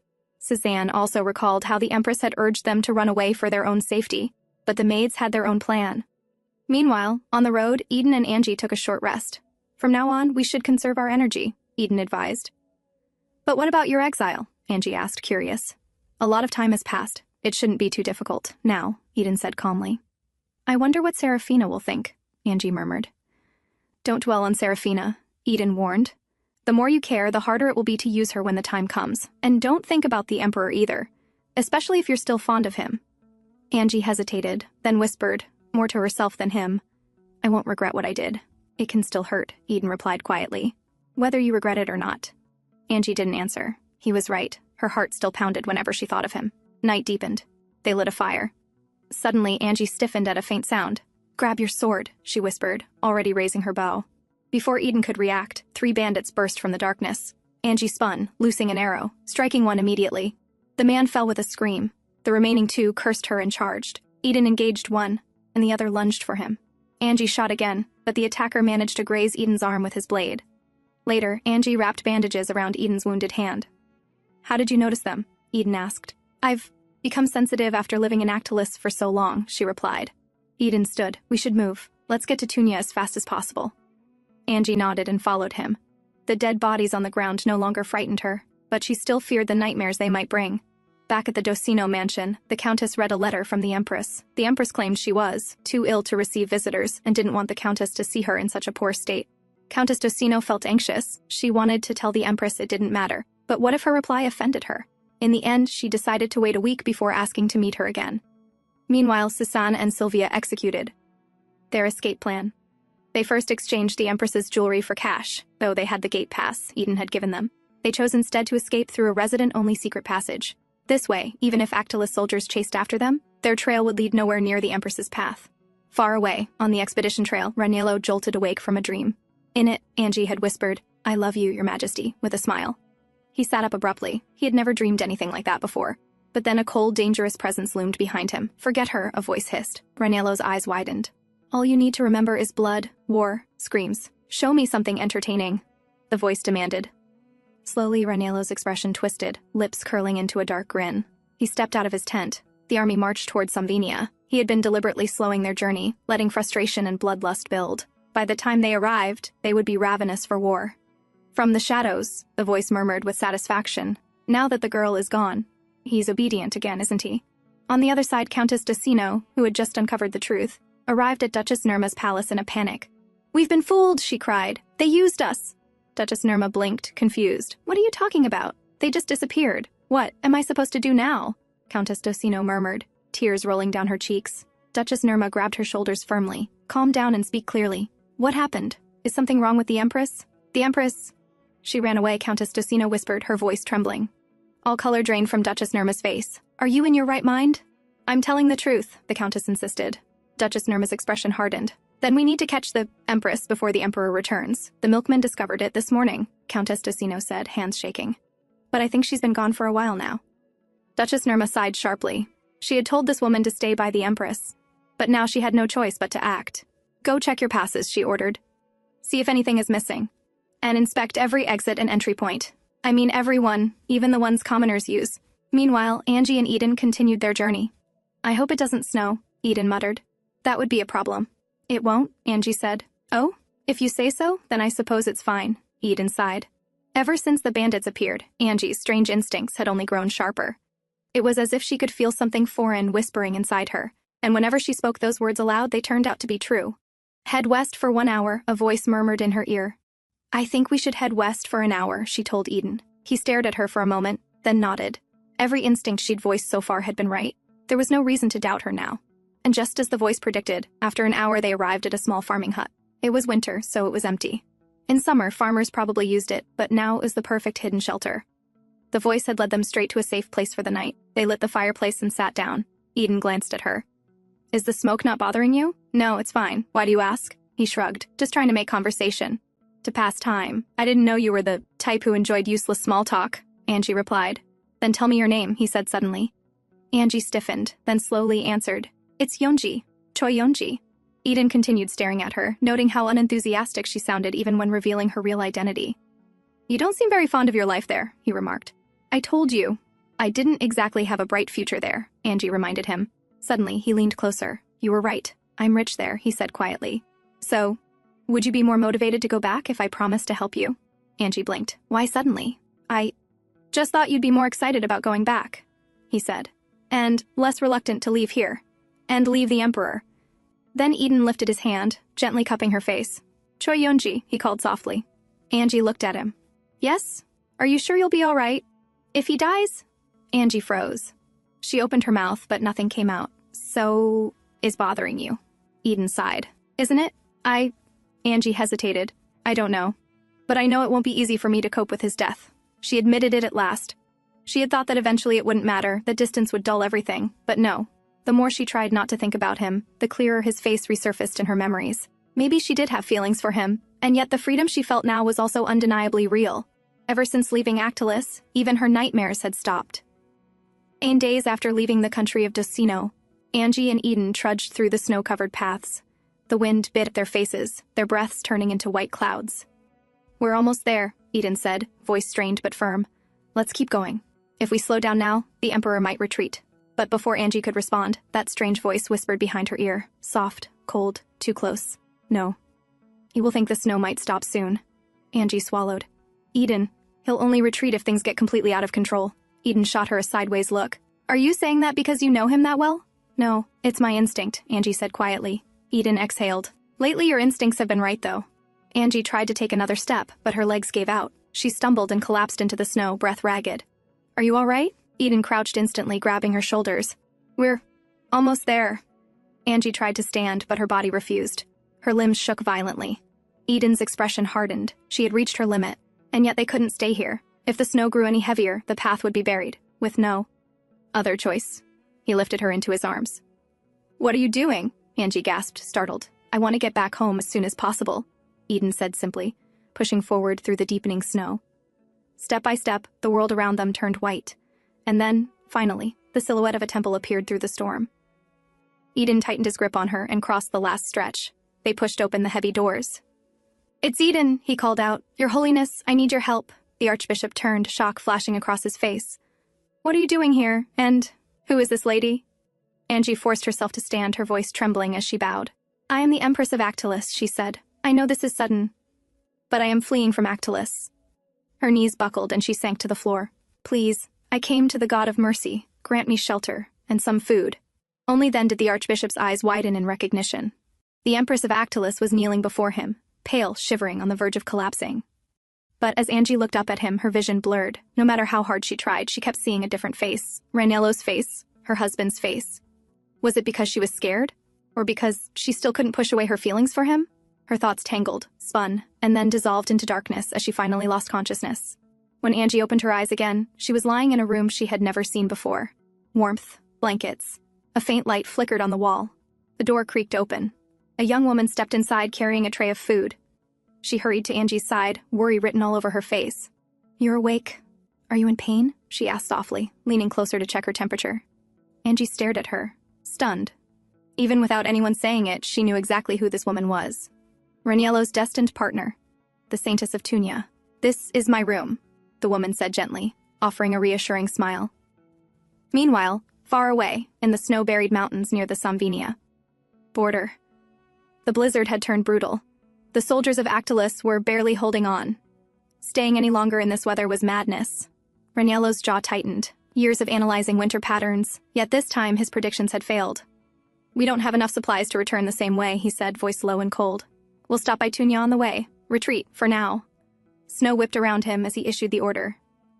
Back in Tunia, Angie sat with the Saintess, unable to stop herself from looking at her. Serafina noticed and smiled softly. "Oh, I forgot to introduce myself. I am Serafina," she said gently. Angie hesitated. 3 weeks ago, she was the Empress of Actilus. But what was she now? After a moment of quiet struggle, she finally answered, "My name is Angelica. I heard you hiked for 17 days, Serafina said, her tone full of worry. "It must have been terribly hard. And the knight who came with you? He's resting in another room. He was exhausted." Then she paused, studying Angie more carefully. "If I may ask, I heard you fled from Actilus. Why did you run away?" Angie froze. She didn't know how to start. Eden was supposed to handle this part. She forced a small breath. "Didn't Eden tell you anything?" she asked cautiously. "Eden? To me?" Serafina blinked in surprise. Angie's heart lurched. Had she said something wrong? But Serafina continued calmly. "I did feel something was strange. Eden has despised me for a long time, so for him to suddenly confess his love and get himself banished, it was odd." Her expression softened with a thoughtful sadness. "But now that he returned months later with you, it made sense. Perhaps he did it to reach you, and maybe to bring you here." Angie stared at her, stunned at how quickly and how accurately Serafina pieced everything together. "I know Eden doesn't love me," Serafina added quietly. Under that sharp gaze, Angie felt pressure becoming unbearable. She decided to tell what was necessary. "The Emperor of Actilus, he will arrive here soon." Angie's voice trembled as she turned to her. Panic flickered in her eyes. "But you have to kill him." She knew it sounded absurd, asking a Saintess of Mercy to kill someone, but she had no time. Raniello's voice kept echoing through her ears, calling her name, confusion twisting inside her. She pressed forward anyway. "Please, only the Saintess of Tunia can do it. And it's also for your own good." "For my own good?" Serafina asked, baffled. "How would killing the Emperor benefit me?" Angie couldn't reveal the part about Raniello taking Serafina for himself. She couldn't say that. So she forced herself to speak carefully. "It's not just for you. It's for Eden, too." "Eden?" Serafina whispered. "What does this have to do with him?" Angie inhaled sharply. "I found it in a prophetic book. A book that tells the future." Serafina's eyes narrowed. "A prophecy book? Where did you find it?" "You were away during a monster hunt," Angie explained. "I found it then. It's in my bag. Right there. But there's one problem. Only I can read it." Serafina listened, then quietly took out the book. "Is this it?" "Yes," Angie nodded. "Can you read the title?" Serafina shook her head. "No, it's completely blank." Angie sighed heavily. "I know it sounds ridiculous, like I'm a fraud claiming to see the future in an empty book. But it's real. Eden also knows about this prophecy." At Eden's mention, Serafina's eyes widened. "Eden? What does the prophecy say about him?" Angie held her breath. "According to the prophecy, he will be killed by Raniello." Serafina's face drained of all color. She staggered to her feet in panic. "No, it can't be. I'm sorry, but this is—" she stammered, unable to finish. "It's all right," Angie said softly. "I know it's difficult to hear," she continued, her voice quieter.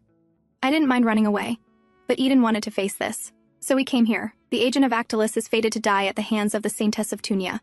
My wish is simply to make sure no one else gets hurt." Serafina's voice shook. "Then, according to the prophecy, will you die too?"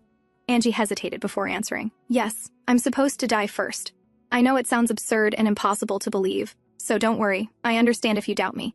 But unexpectedly, Serafina's reply came quietly, almost trembling. "No, I believe you, because it's you, and I'm sorry." Later that night, Angie lay awake, replaying that moment. Serafina believed her, too quickly. And that apology, what did she mean by that? Something about the Saintess felt strangely unsettled, unclear, and Angie couldn't shake the unease growing inside her. The next day, Serafina stood before the people of Tunya, her white robes fluttering in the cold wind. "Listen to me," she called out, her voice echoing clearly through the square. "Soon the army of Actilus, led by the Emperor, will arrive here. There will be many soldiers. The temple was once saved by the Emperor, so now it is our turn to repay him. We are children of the God of mercy. Even if we have received nothing, we must help those in need." The people murmured anxiously, uncertain, reluctant. But when the Saintess spoke, her words were absolute. One by one, their heads bowed in obedience. From a shadowed corner, Eden watched quietly from behind a stone wall, noting every movement Serafina made. She was already taking action. Soon after, the army finally arrived, led by Raniello himself. The archbishop stood at the gates to welcome him. But Raniello's eyes narrowed the moment he saw his calm expression. "Why do you not seem surprised?" Raniello asked sharply. The archbishop hesitated, then bowed deeply. We already heard of your arrival in advance, Your Majesty." From the Saintess. A faint spark of amusement flickered across Raniello's face. "Oh? That is interesting," he murmured as he walked past. Inside the prayer room, Angie sat alone. She could hear the roar of soldiers outside, the unmistakable sign of Raniello's arrival. Serafina had insisted she stay here. "No one comes to the prayer room except me," she had said. "It is the safest place." But Angie's stomach twisted with unease. 3 days, 3 long days she had been hidden here, waiting for Raniello to leave. Yet he was still here, according to the novel, Angie thought. By now, Serafina and Raniello's destined encounter should have already happened. So why had nothing begun? Why was he still here? Her anxiety only grew heavier. Footsteps approached, and Angie immediately looked up with relief, thinking Serafina had finally returned. But it wasn't her, it was Eden. He shut the door quietly behind him. "Keep your voice down. Where is Serafina?" he demanded. Angie blinked, startled. "She left me here 3 days ago. And she hasn't come once." Eden clenched his jaw. "Not even once? Then where the hell is she?" He turned to leave. "I'll check elsewhere." "Wait," Angie grabbed his arm. "What's happening outside? Why is he still here?" Eden stopped, inhaling sharply, his frustration clear. Then he turned back to her, gripping her shoulders. "Listen to me. The story has changed. Serafina never met him." Angie's eyes widened. That wasn't supposed to happen. In the original novel, Serafina should have welcomed Raniello personally. Instead, Raniello had been welcomed by the archbishop. It meant only one thing. Serafina was avoiding him. "So we need to change our plan," Eden continued. "We have to reach the old sanctuary before Serafina kills him." "What? Why so suddenly?" Angie asked, panic rising in her voice. "There are almost 10,000 soldiers with the Emperor," Eden said, lowering his voice. "I failed to consider that. If Serafina kills him now, the army will lose its commander and go berserk. They'll destroy this place, so we must leave before anything goes wrong." He added firmly, "Focus on 2 things right now, the blood of Actilus and the sword of Tunya. Eden, this is too sudden." Before she could finish, Eden froze. He had heard something, a voice behind them. Eden pushed Angie back into the alcove of the room and whispered, "Stay quiet." The footsteps grew louder, steady, familiar. Then a voice she knew too well echoed through the chamber. What was that? Was I imagining things? A low breath. I thought, I heard my wife's voice? Raniello stepped into the prayer room. And that's a wrap. Thanks for watching. Don't forget to like and share your thoughts in the comments. If you enjoyed this and want to be part of our growing community, hit join to support the channel. Take care and see you soon.